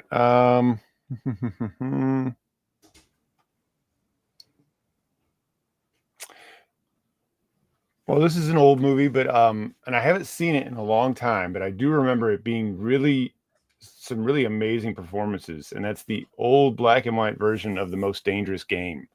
It's actually, I love that story. It's actually really good. The original movie is actually kind of intense. Like it actually like builds good tension. If you like older black and white movies, I remember really like I'd read the story, and I hadn't seen the movie, knew the story was great, loved the story. And then maybe 10 or 15 years ago, I watched the movie for the first time. I thought, wow, this is actually really good. I've not seen that one. I'm pretty sure. I think people are trying to guess what movie you're talking about, Virgil. What's that? Did you say the name of this movie you're talking about? The Most Dangerous Game. Oh, so this is, I guess these guys are just saying movies. I think they're just saying, maybe. Okay.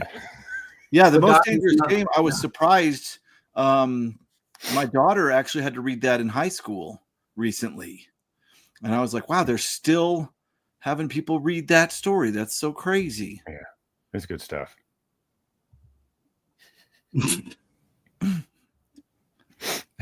I feel like it should say "C" at the end, and he should have a cigar. All right, Brian, what you got? I really liked. Let's see. Did you guys see Identity? That sounds familiar. It's more of a like. Well, I don't know. It's probably horror, I guess. What's his name? It's got what's his name in it. Hold on. Let me look it up.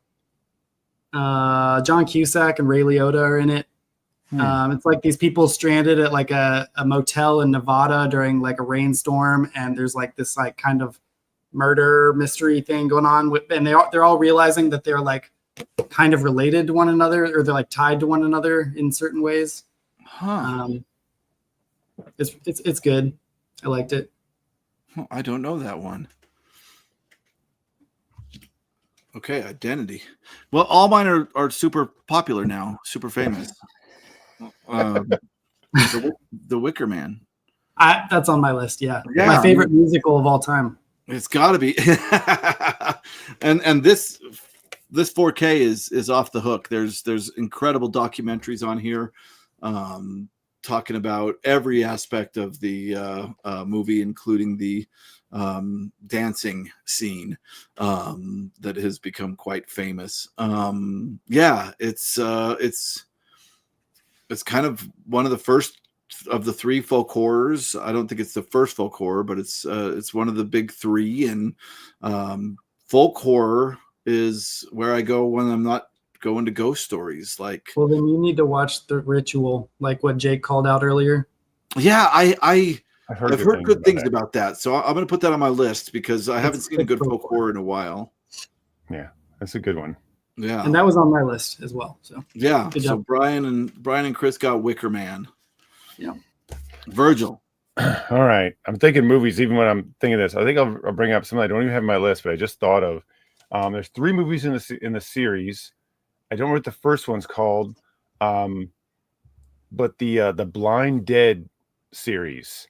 I think it's all about these what are they? There's like Tombs of the Blind Dead, and yeah, they're Teutonic Knights. It's Tombs of the Blind Dead. I think it's like Night of the Seagull and something else. I can't remember what the other one is. The Italian movies in the 70s. Yeah. The one with the seagull is about this doctor and his wife go to this town, and people won't talk to them, and everybody's acting really weird. And it turns out that like they have to sacrifice somebody to the blind dead, or else they come back.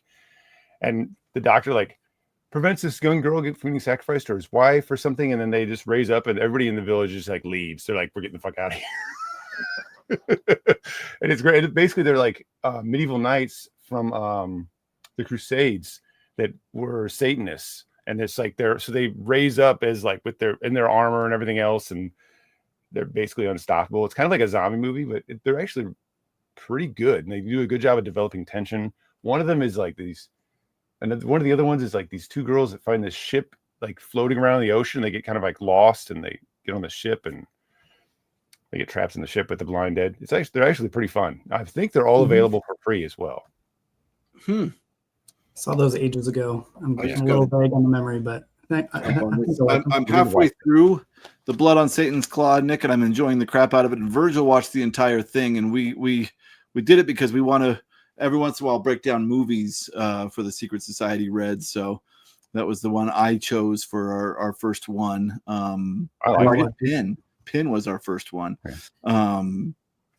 But yeah, this is another one of the, they call them the unholy trinity of folk horror movies. And then yeah, check out Gumby Pokey down here.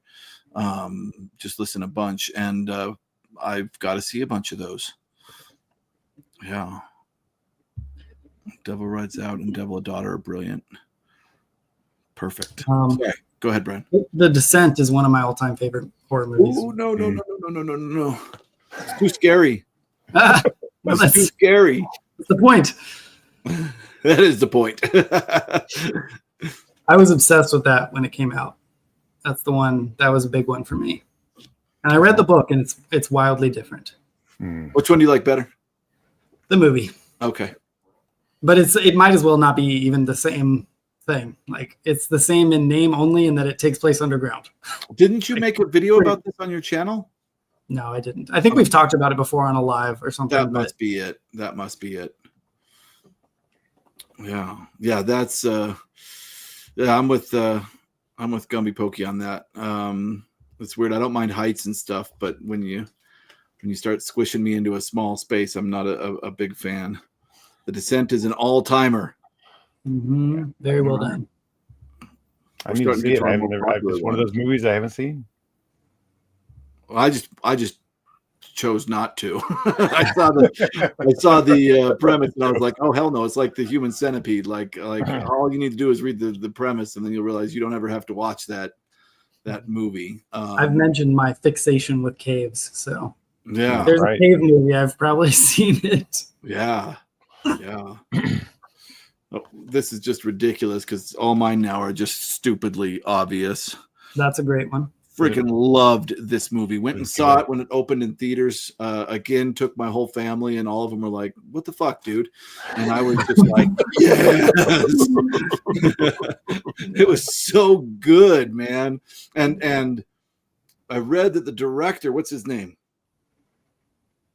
Everybody knows this guy's name. He did The Lighthouse, right? Oh, this is the same guy. Name. The Lighthouse.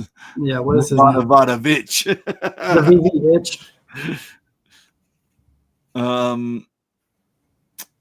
I can't remember this guy's name. Anyway, he took Robert Eggers. Yeah. Robert Eggers. Thank you. Yes, Cody. Robert Eggers. I did not like The Lighthouse. Sorry, I haven't seen it yet. I haven't seen it either. I've got to watch it. You don't. But most of the dialogue was actually lifted from journals of the time. Oh, really? Yeah. Cool. So he was trying to get so close to what it would accurately be like to be in that time, that a large chunk of the dialogue, and there was no subtitles. So like you, I was lucky because I've read a ton from that era that I was able to kind of hold on. But yeah, this was a good film. This started, I think this has started me on the idea of loving folk horror truly. Nice. Yeah. So there. Let's see. Ooh, scary. Ooh, Nutty Putty, maybe. Sorry. Nutty Putty? Nutty Putty Cave. That's the big, the big like well-known like horrible tragedy that happened in a cave. I was thinking about Silly Putty.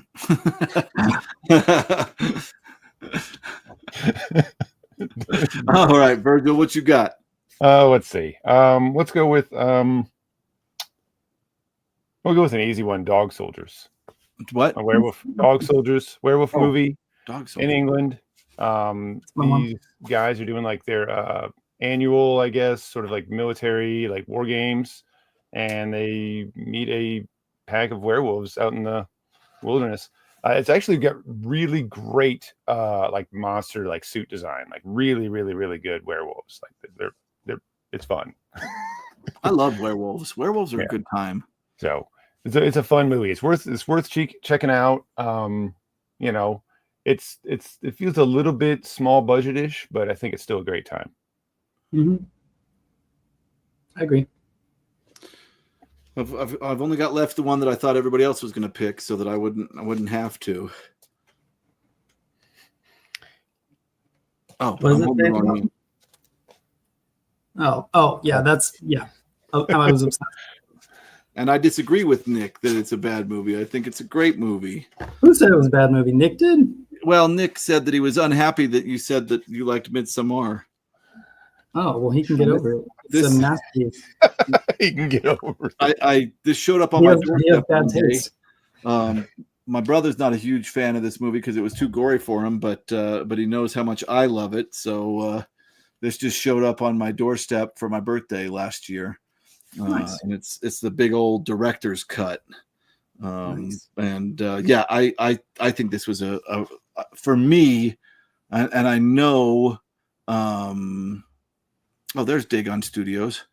I know that this is somebody recently was talking about this is a remake of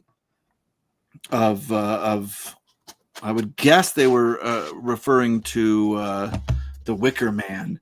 But I know that this is coming after a long line of folk horror, but it's for me one of my favorites.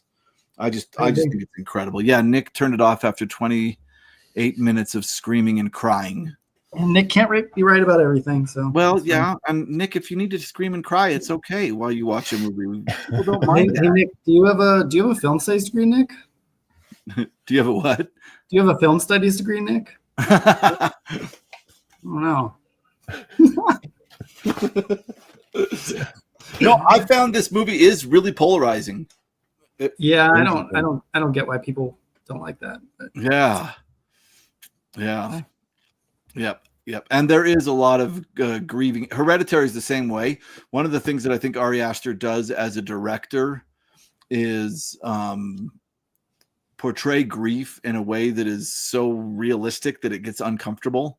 Mm-hmm. There's no like it is like, I don't know. It's crazy. Like the mother's reaction in Hereditary when she finds her daughter in the car is so realistic. It's uncomfortable to watch.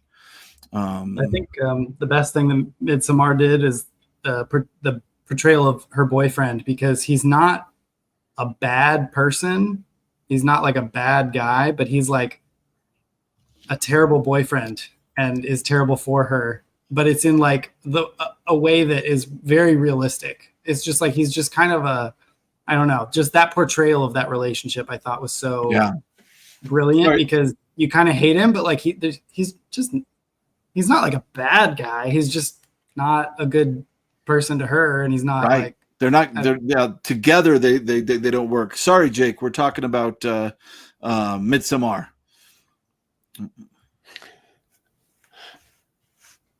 Yeah, so that's it. I'm done. I could have brought up Ghost Story, which is another movie based on a Peter Straub book that I absolutely love. But now I don't want to get up. Did you guys got anything else? I have to get up to mention it. I've got a list from Jason here too. Yeah. Hold on. Go ahead.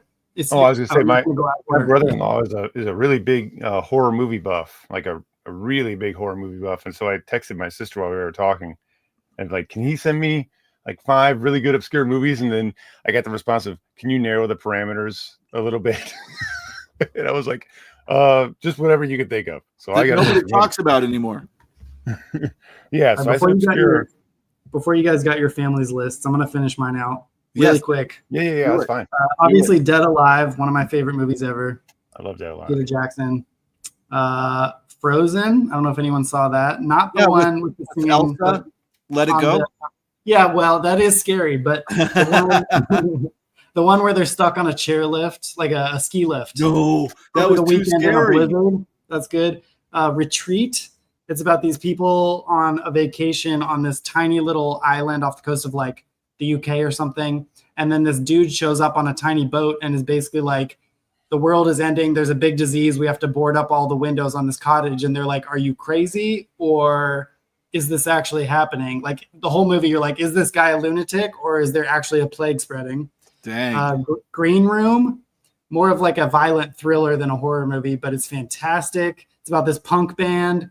And then like a bunch of Nazis try to kill them because they sang songs that are like anti-Nazi. And it's got, what is it, like Patrick Swayze or something? No, not Patrick Swayze. Whatever. Virus. It's Patrick Swayze. Virus from the 90s, where like this alien robot thing on a boat is like killing people. That's great. Ready or Not from a few years ago. I don't know if people saw that, but I was obsessed with it. It's basically about this like board game, rich family of like a board game of fortune, and they play this game with like this woman who's about to marry into the family, and they all try to like kill her in this mansion. Never mind. Barbarian. I don't know if you guys saw that. That's a newer one too. I love Barbarian. I won't talk That's about it more got than some liminal spaces in it. it does. Yeah. Skeleton Key, the one from like New Orleans.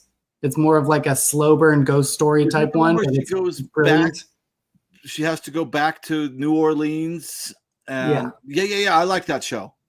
Yep. Late Night with the Devil was a good one. That's so like good. I forgot about that one. I did a video about it on this channel. Great movie. Yep. And then Pandorum was good sci-fi horror on this like spaceship thing. That was great.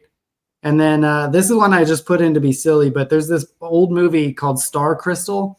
And it's kind of like a ripoff of Alien, like a really, really low budget version of Alien. And it's a horror, sci-fi horror, the whole movie. And then like the last 10 minutes, they befriend this weird little alien guy that's been trying to kill him the whole movie. And they're like fixing things with him. And they're like, do-do-do-do-do. And there's all these like and the most bizarre last 5 minutes of a movie ever, because you just watched this horror movie. And then there's like this cutesy little like sitcom intro type ending. And that's all I got.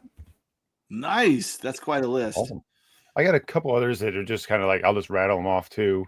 Some of these are known, like Pan's Labyrinth. I love that movie. That's great stuff. Mouth of Madness is another one that I've always enjoyed. It's a little cheesy, but I kind of love it. More of a thriller, I think.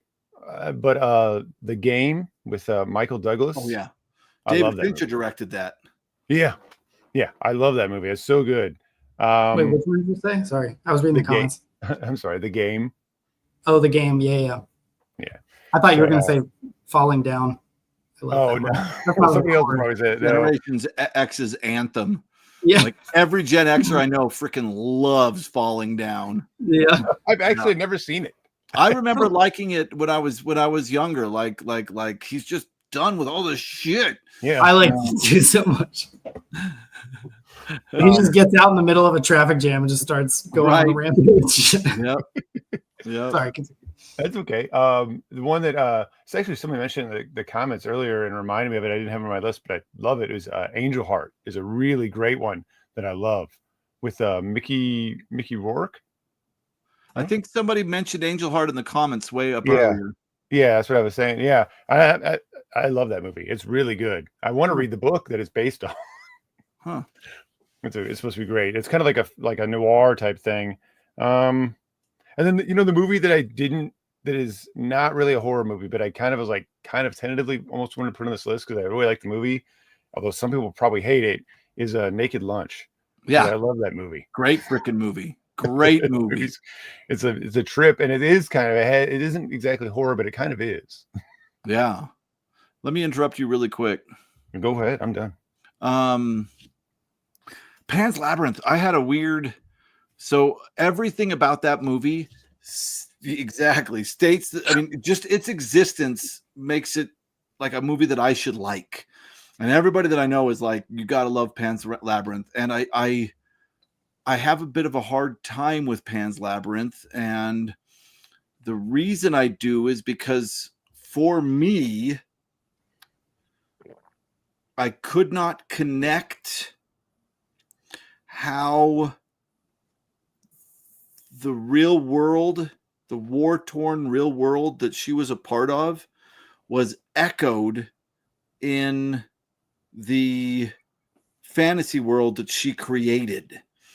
It felt like two disparate concepts. And I get the fact that she created the imaginary world to escape the war and everything that she was going through. But I felt like that we as viewers should have been able to see psychologically how the real world affected the imaginary world that she created. And I tried so hard, and I've watched it so many times to try and say, oh, this creature is obviously a representation of this. and I couldn't find it. It just seemed like the movie was like, this is about a kid making up an imaginary world to get away from war, and let's make the imaginary world really beautiful and the war stuff really brutal. And I didn't feel like that was enough for me to jump in. Yeah. Plus, I hate war movies. I preferred The Shape of Water. What's up? I preferred The Shape of Water. The Shape of Water was incredible. I really liked that movie. Yeah, I can't go that far. Although I do know a lot of people dislike Del Toro. I don't. He's hit and miss with me. You know, the one I liked that nobody liked was the crazy. There, all the weird gothic he did. He did like a gothic, like the Haunted House movie or something. Yeah, I haven't seen that one. Let's see. Those are the two I haven't seen. I liked Kronos. Is that? I did too. No, yeah, Kronos was good. No, the one I'm thinking of had the lady that played Jane Eyre. Nobody's gonna know that. I know which movie you're talking about. It's only maybe 7 or 8 years old, something like that, somewhere in that range. Yeah, it's not very old. It's just an awesome kind of a gothic romance. Yeah, I don't think it did very well for him. I don't think it was, Yeah. Then I enjoyed Pan's Labyrinth. Crimson Peak. Crimson Peak. Thank you, Andrea. Freaking knows everything. You're the best. Damn. Yeah. Some people agree with me on the Pan's Labyrinth. Some don't. It's just I know that people that love it really love it, and I get it. It's a beautiful idea, and the imaginary world is incredible. Filmed in Toronto. I did not know that. That's cool. I love all the red, and I'm sure that they just put that in for the movie. I don't know if that's a real place, but yeah, they all that red dirt that looks like blood everywhere. It's incredible. Guillermo did one good one, in my opinion. Relic. Tom. Did he do Relic? That's the Lee Preston and Douglas Child book, right? Oh, I don't know that one. I didn't know he did that. I think I read that book ages ago. I knew you it was your Jason's picks, like on the fly. I just texted him. Yeah. All right. This is my brother Jason, who is better at film than I ever was. Used to talk about films on the channel. This is what he said when I texted him. I said, I'm gone live. Everybody wants to know your top 5 horror movies that people don't talk about anymore.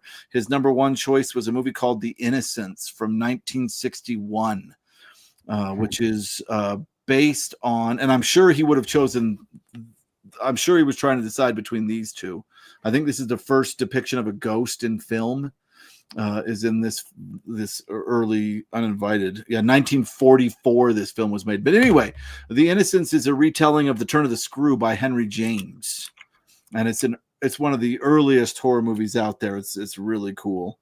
I'm sorry, I just can't, every time you say Uninvited, it's that cat movie. Meow. Where's Tim? Meow. Shit, Jake records everything. Okay. He then said The Grudge, and I don't know. There's a lot about The Grudge on our channel. So I love the Japanese Grudge. Wasn't as much of a fan as of the Sam Raimi remake of The Grudge. But I think Jason really also loves the Sam Raimi remake of The Grudge. But I assume, because it's what people don't talk about, he's talking about the Japanese Grudge. The Japanese Grudge, it has the most scares per content of any of these scary movies that I've seen. Like it's just, it's the formula is so simple. If you walk into this house, you see some scary shit, and then you die. Just walking into the house curses you. So it's these little vignettes of like, this person's like a delivery man, and he goes into the house, and then he sees some scary shit and dies. And that's it. It's just that pattern in repetition. It's incredible. It's a really great film. And then he said, choosing stuff that people don't talk about is hard.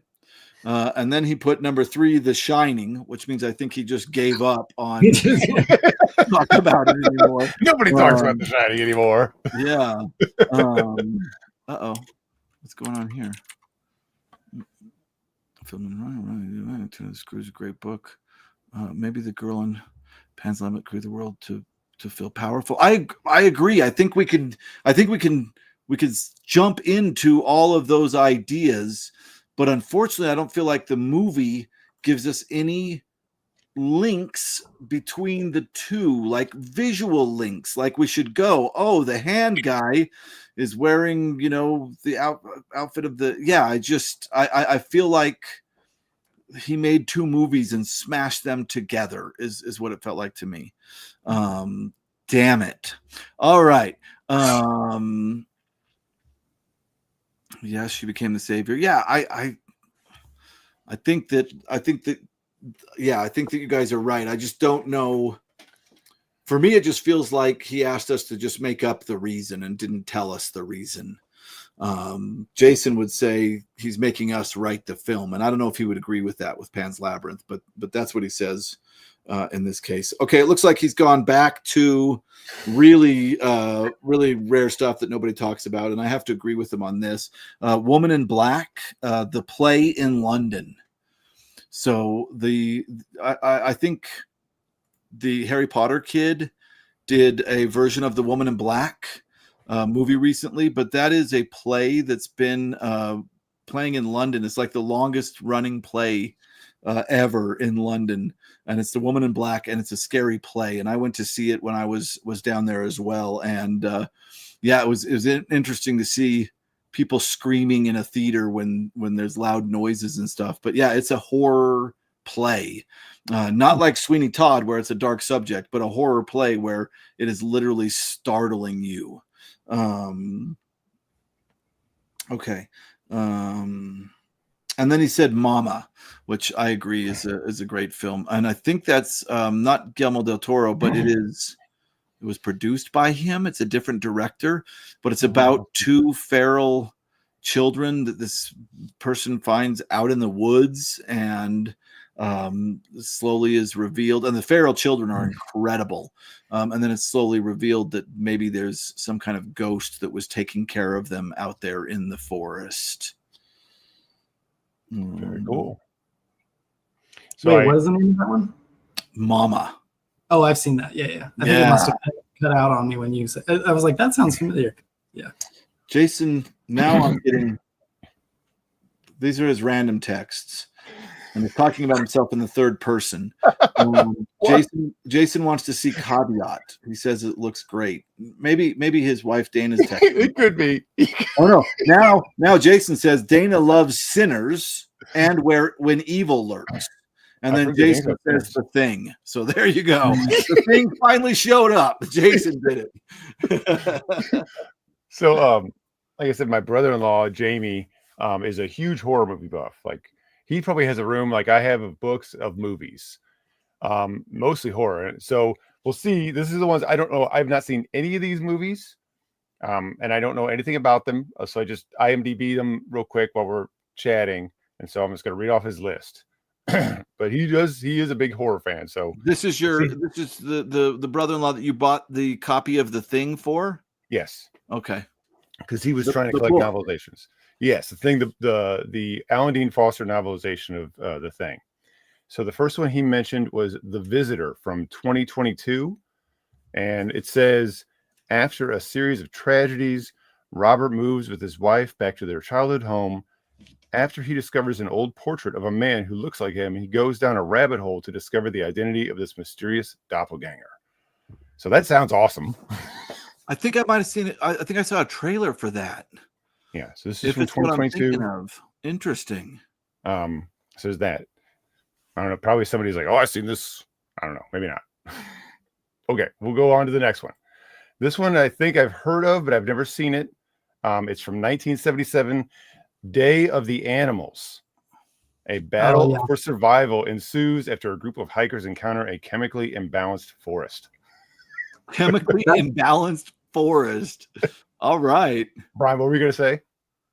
Oh, no. I was thinking of a different one. I was thinking of what is that movie? Was it Roar? The one where they filmed it with like a bunch of actual tigers and stuff, and like a bunch of the actors got like actually hurt. Now this movie has The Day of the Animals has Leslie Nielsen in it. Yeah. Oh no, Roar has Tippi Hedren. Yeah, I was thinking of a different one. This is based on a true story, right, Brian? Did they try to make this movie by hiring all these tigers, and the tigers were like attacking people and for real? Yeah, I saw a documentary about that. I don't know where. Yeah. So, Day of the Animals, 1977. Also from 1977. It was a good year for movies. Black Sunday. When a Black September terrorist group begins a plot to carry out a massive terrorist attack in the United States, an Israeli commando works with the FBI to identify the target and conspirators and prevent the plan from succeeding. It's Frankenheimer. I don't know. This is his list. I don't know. Actors Robert Shaw, Bruce Stern. Anyways, I'm just gonna have to go with it. He's saying I trust him. Nobody say anything. We're gonna keep going. This one is from 1989. It's I, Madman. A bookshop clerk wannabe actress starts seeing the disfigured killer from her 1950s pulp novels come to life and start killing people around her. She tries to convince her cop boyfriend, but to no avail. It looks fun. I think I saw I, Madman years ago. Check your list. Yeah, I need to look at it. And the last one has no description. It's kind of obscure. It's from 1971. It's called Zat. Z-A-A-T. It does not have anything. IMDb says nothing about it. Interesting. It just says it says, is it the Monster Man, fish, or devil? It's like the tag from the picture. Oh man, that looks terrible in the best way. Yeah, I mean, he loves crazy movies, so I would say some of these are probably pretty good.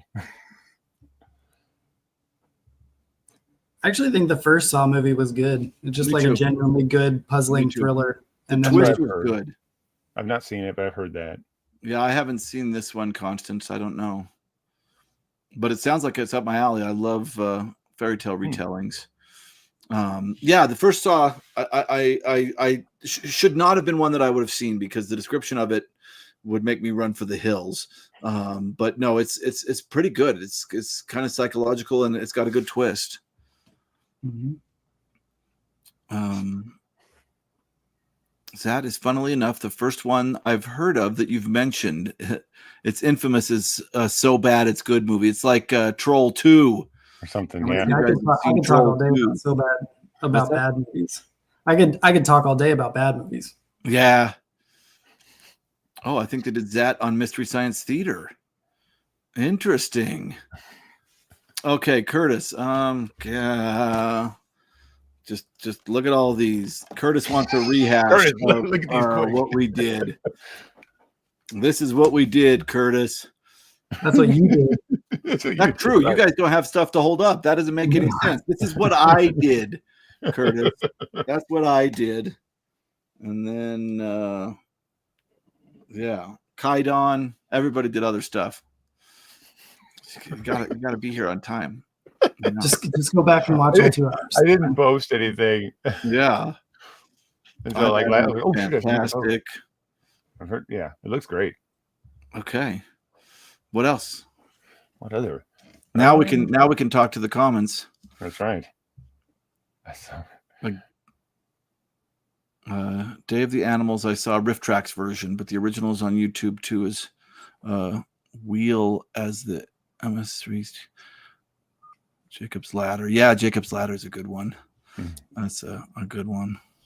I kind of like the I know it's not a great movie, but I do kind of like the Silent Hill movie, the very first one. I think I've seen it. Yeah, I like it. Yeah.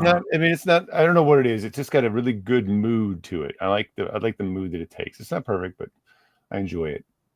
Yeah, my buddy drags me to every Resident Evil movie that comes out. And I just kind of lay back and I'm like, yeah, that's weird. That guy's got a big triangle on his head and he is got a big sword. Yeah.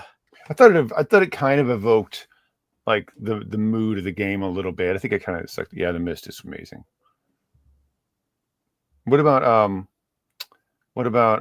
Del Toro's Mimic? Don't think I've seen it. Have you seen it? Okay. I'm not going to spoil it. It's based on a short story. I don't know how many people know that, but the short story is great. It's all a concept short story. So the whole plot of that movie is Del Toro's own thing. Also, I liked the movie Nope. That was one that That was fun. Yeah, it reminded me of Tremors, but it was up in the sky instead of underneath, and it had that same kind of heart. I think it was that one was really fun. Speaking of Saw, anyone seen Cube? Oh, I've seen Cube. What do you think of Cube, Brian? It's been a long time, but it's some of the, it's like that weird like it's like there's a bunch of movies kind of like that where it's like weird puzzle kind of movies. Was like the Cabin in the Woods? That was another one. Is Cabin in the Woods kind of that? Cabin in the Woods is its own thing.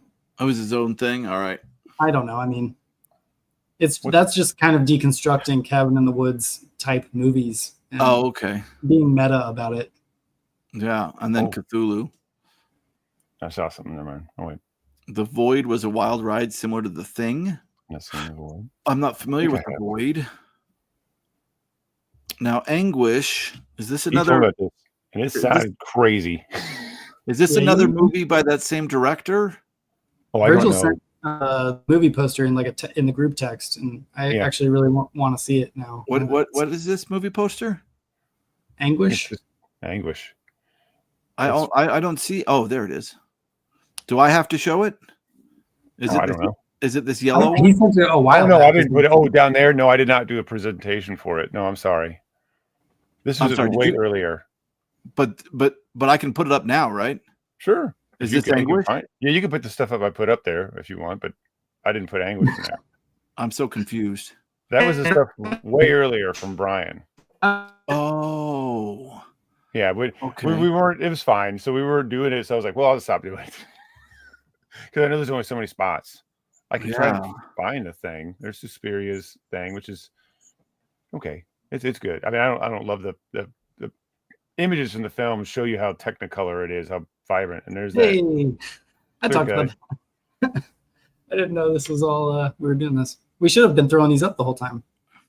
Yeah, I think it was too hard for Virgil to stay ahead of it. That by the time I was like, well, we weren't doing it, so I'm like, well, it's okay. I'm just gonna stop because I was getting too distracted. I was like doing this the whole time. And Constance, I saw Barbarian Sound Studio a while back when it came out, and I remember liking it, but I found it a little slow. What was the Marebito? That's I believe I've seen that, but I think it was a long time ago. There was we when we were all living in the same place, my parents and my brother and myself, in the same city, we would get together at my parents' house and do scary movie night, and it was during the Asian horror boom, and that was all we'd watch. It was crazy. Let's see. I would love to hear this. Oh, you already said that. I don't know that. Sounds like something I'd have to watch. Ravenous. Oh, I remember Ravenous. I live by the nearest station that it was shot at. Oh, that's cool. Very cool. I liked it. I like Del Toro's stuff. I know some people don't like it, but I do. Oh, that's cool. She found it excruciating. Excruciatingly boring. That's good.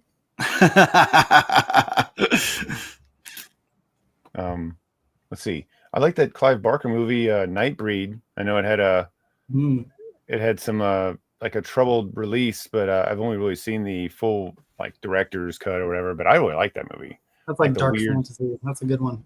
Yeah.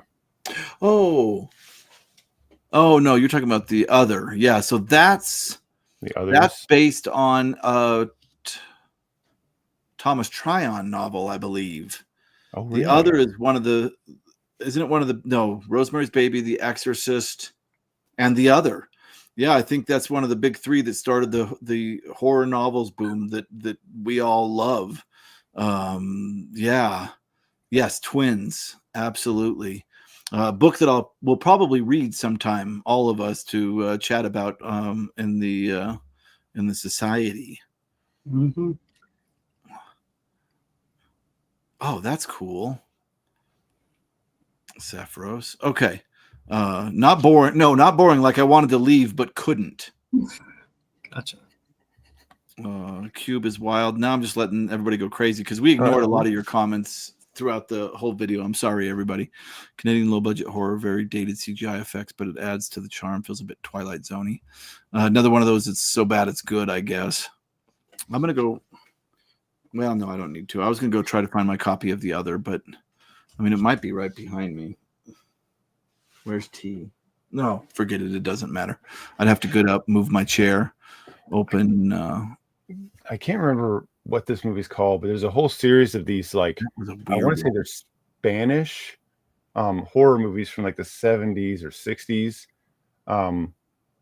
by this guy who's like a werewolf, right? But he's like the Lon Chaney style, like Wolfman.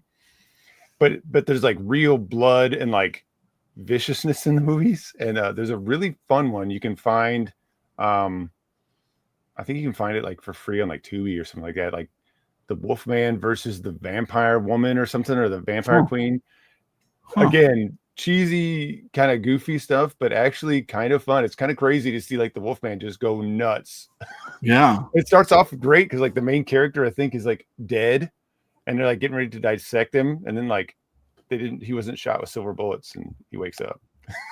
It turns into the werewolf, and it's like tears these two guys apart. It's really good, fun stuff. Yeah, I did like The Others. That's what I thought when I saw that The Other. I thought that's what Gumpokey, whoever said The Other was talking about. I did like it. And there's a documentary that I have on the version that I own where the director talks about the reason that he felt like. So they were filming at the exact same time as The Sixth Sense. And then they had to put off the release of The Others, and Sixth Sense came out before it, and it then felt like a ripoff of The Sixth Sense, which they felt like screwed it up. But I thought it was wonderful. Okay, let's see. Has anybody mentioned Vivarium? We briefly talked about it at the beginning, I think. Is that the same person that did Suspiria? No, Vivarium's newer. You would like it, Chris. It's very weird. Oh, okay. It's like about this like husband and wife couple, or maybe they're just a couple, and they drive into this suburban neighborhood where every single house looks identical and all the streets look the same, and they can't find a way out. I loved that movie. Like baby shows up on their doorstep, and they have to like raise it. And he starts digging a hole. That show kicked ass. I'm glad. I figured you'd like that one. No, somebody. This has happened once before. This in a chat where somebody brought up this film, and I keep forgetting that I've seen it. Yes, absolutely incredible. Really, right up my alley. You're right, Brian. I freaking loved that movie. It was so strange. If you haven't watched that, it's good. It really is. Was that a comedy? I don't know what she's referring to anymore. There's an indie author I like who writes a lot of liminal horror novellas. The I Found Horror series by Ben Farthing. I don't know that. That sounds cool though. I like liminal stuff. Speaking of authors, Bryan, you recently interviewed an author on your channel, and it was really good. I watched that this morning. Who was the author again? I'm sorry. A.D. Aro. He writes the Bumps in the Night series. It's kind of like a Goosebumps throwback type, or like middle grade horror throwback series, but it's very good. Yeah, you were talking about the part that caught me the most was when you guys were talking about how well he covered the concept of how much our generation loves nostalgia. Yeah. He has his second book is called Nostalgia Nightmare, and it's about these kids whose parents grew up in the 90s and start becoming like obsessed with the 90s, and it has a very dark ending. Not to like give it away, but essentially these parents kind of choose entering into this nostalgia world instead of like where their kids don't exist, basically. Oh, Interesting. Yeah, the conversation was incredible. If you guys haven't seen that, go check that out on Bryan's channel. It was awesome. That was my morning while I was listing stuff on eBay. That was what I was listening to. It was really fun. Thank you. I think we've already kind of covered this, Curtis.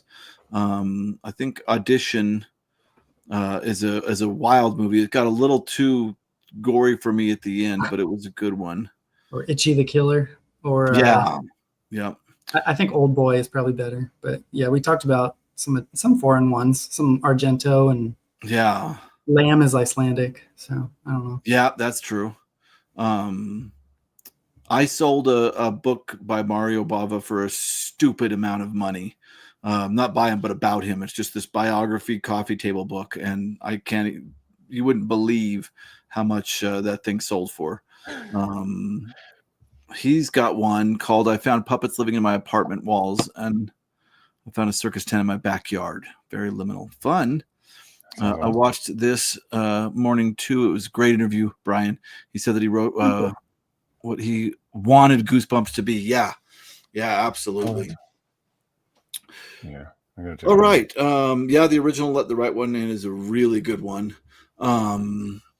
All right, let's wrap it up, guys. Bryan looks super tired. He's gotta be up on the top of the world tomorrow. I'm a little sleepy. What do you got coming up, Bryan? Anything you want to plug? That was my big thing. That interview just posted, so go watch that. And then I'm actually reading through. Hold on. Get it. Oh, he did it. All right. Unless somebody gets up to get a book. I'm trying to read through this series right now. There are 6 of them. Robert Silverberg's Time Tours. Oh, yeah. So I'm on the 3rd one right now. I'm trying to pump them all out real quick. Even though he won't talk to you about them?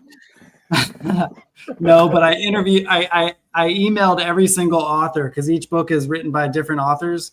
And I emailed all of them and just kind of got like some of their kind of like what they remember about writing it and little tidbits and stories. So I want to read all of these and just kind of talk about them. And so hopefully I'll get that up soon if I can crush through all 6 of these books. Yeah, buddy. Awesome.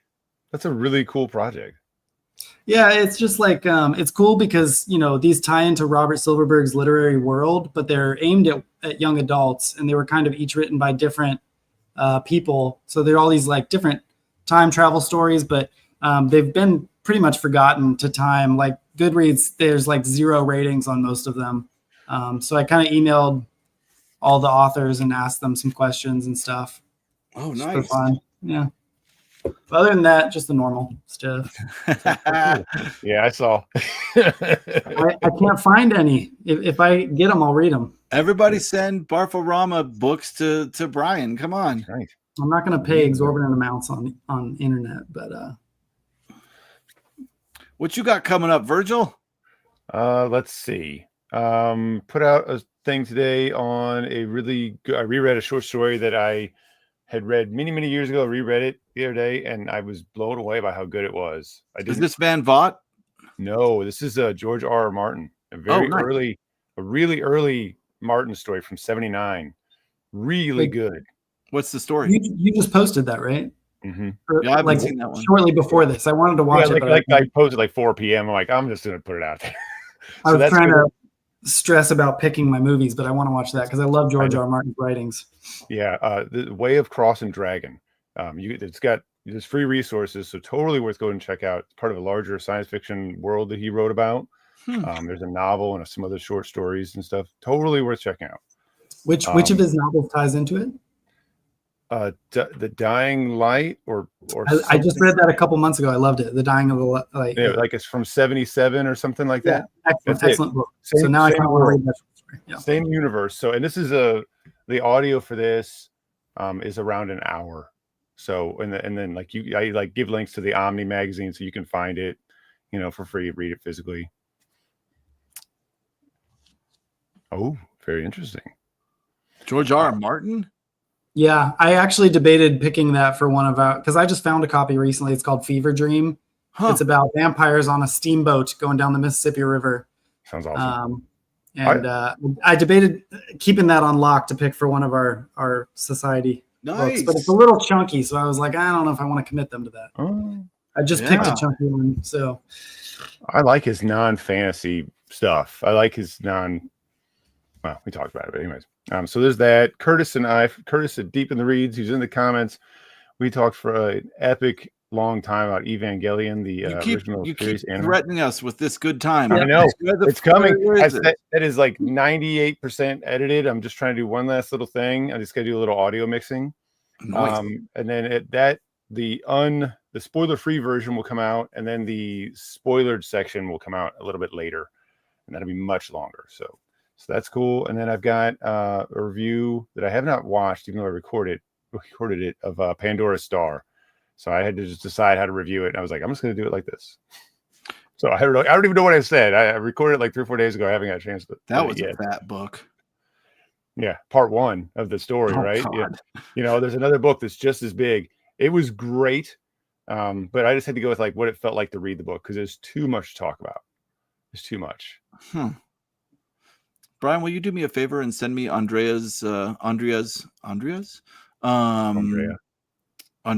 contact info? Because we're figuring out, and that's kind of what I want to announce coming up is next week. We haven't ironed out the details of time or anything, but we are going to have Infinite Text on as our guest for Literally Liminal, which is going to be awesome because as you've seen in these comments, she really knows her stuff. So I'm looking forward to that.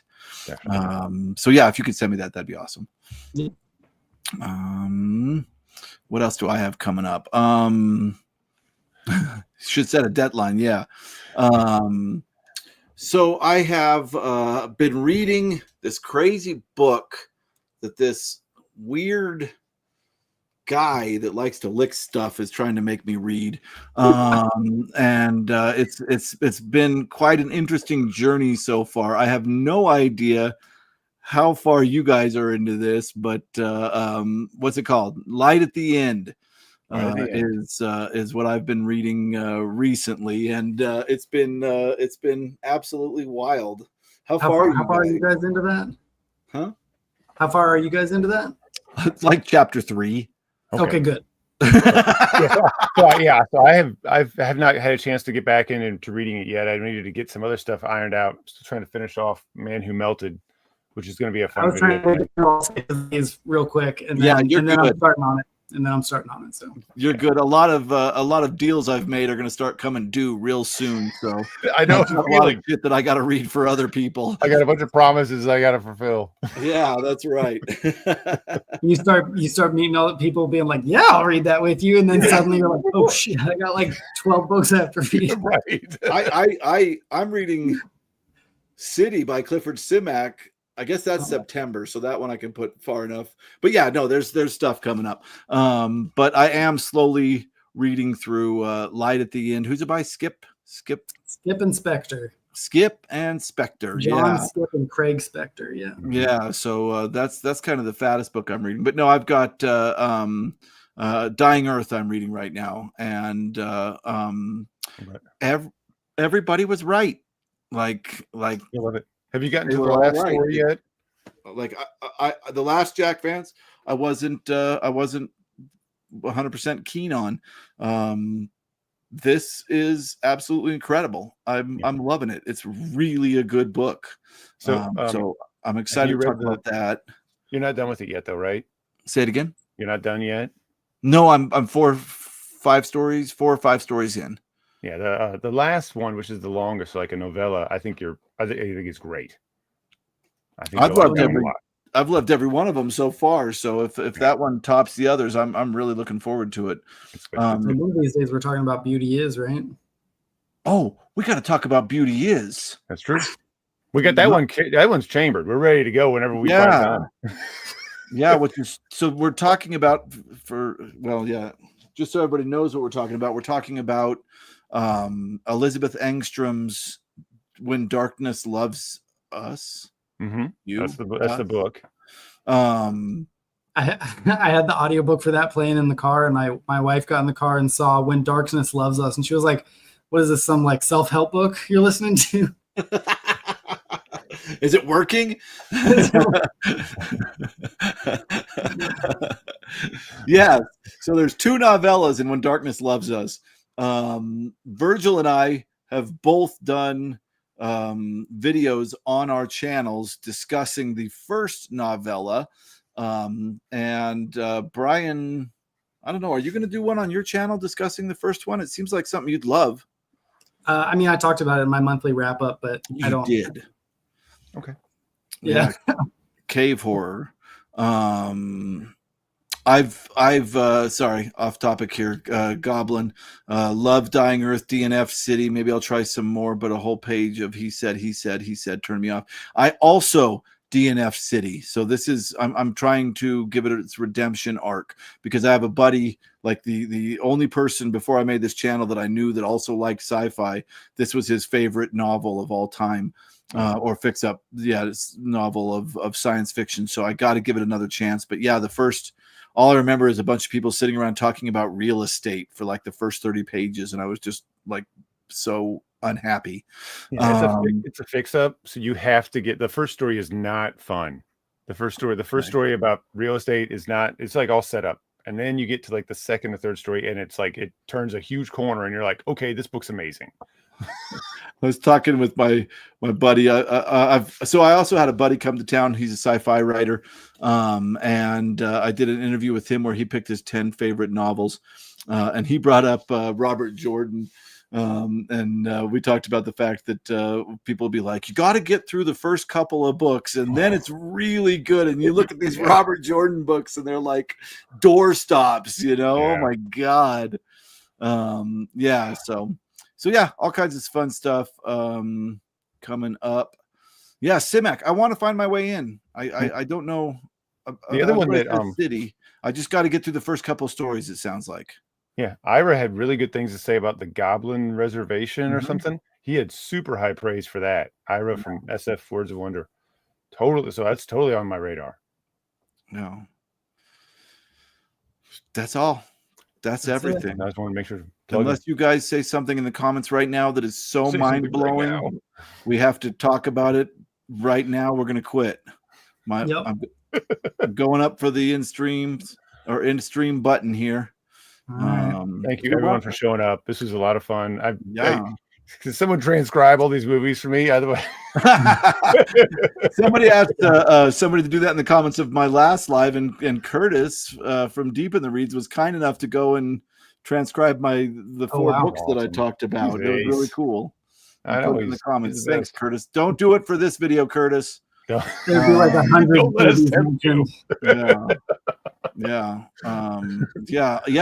think we all do too. All right. Thank you, everybody, for watching. We will talk to you soon, and lots of stuff coming up. Okay, bye. Later. Now I'm going to push the button. It'll be an uncomfortable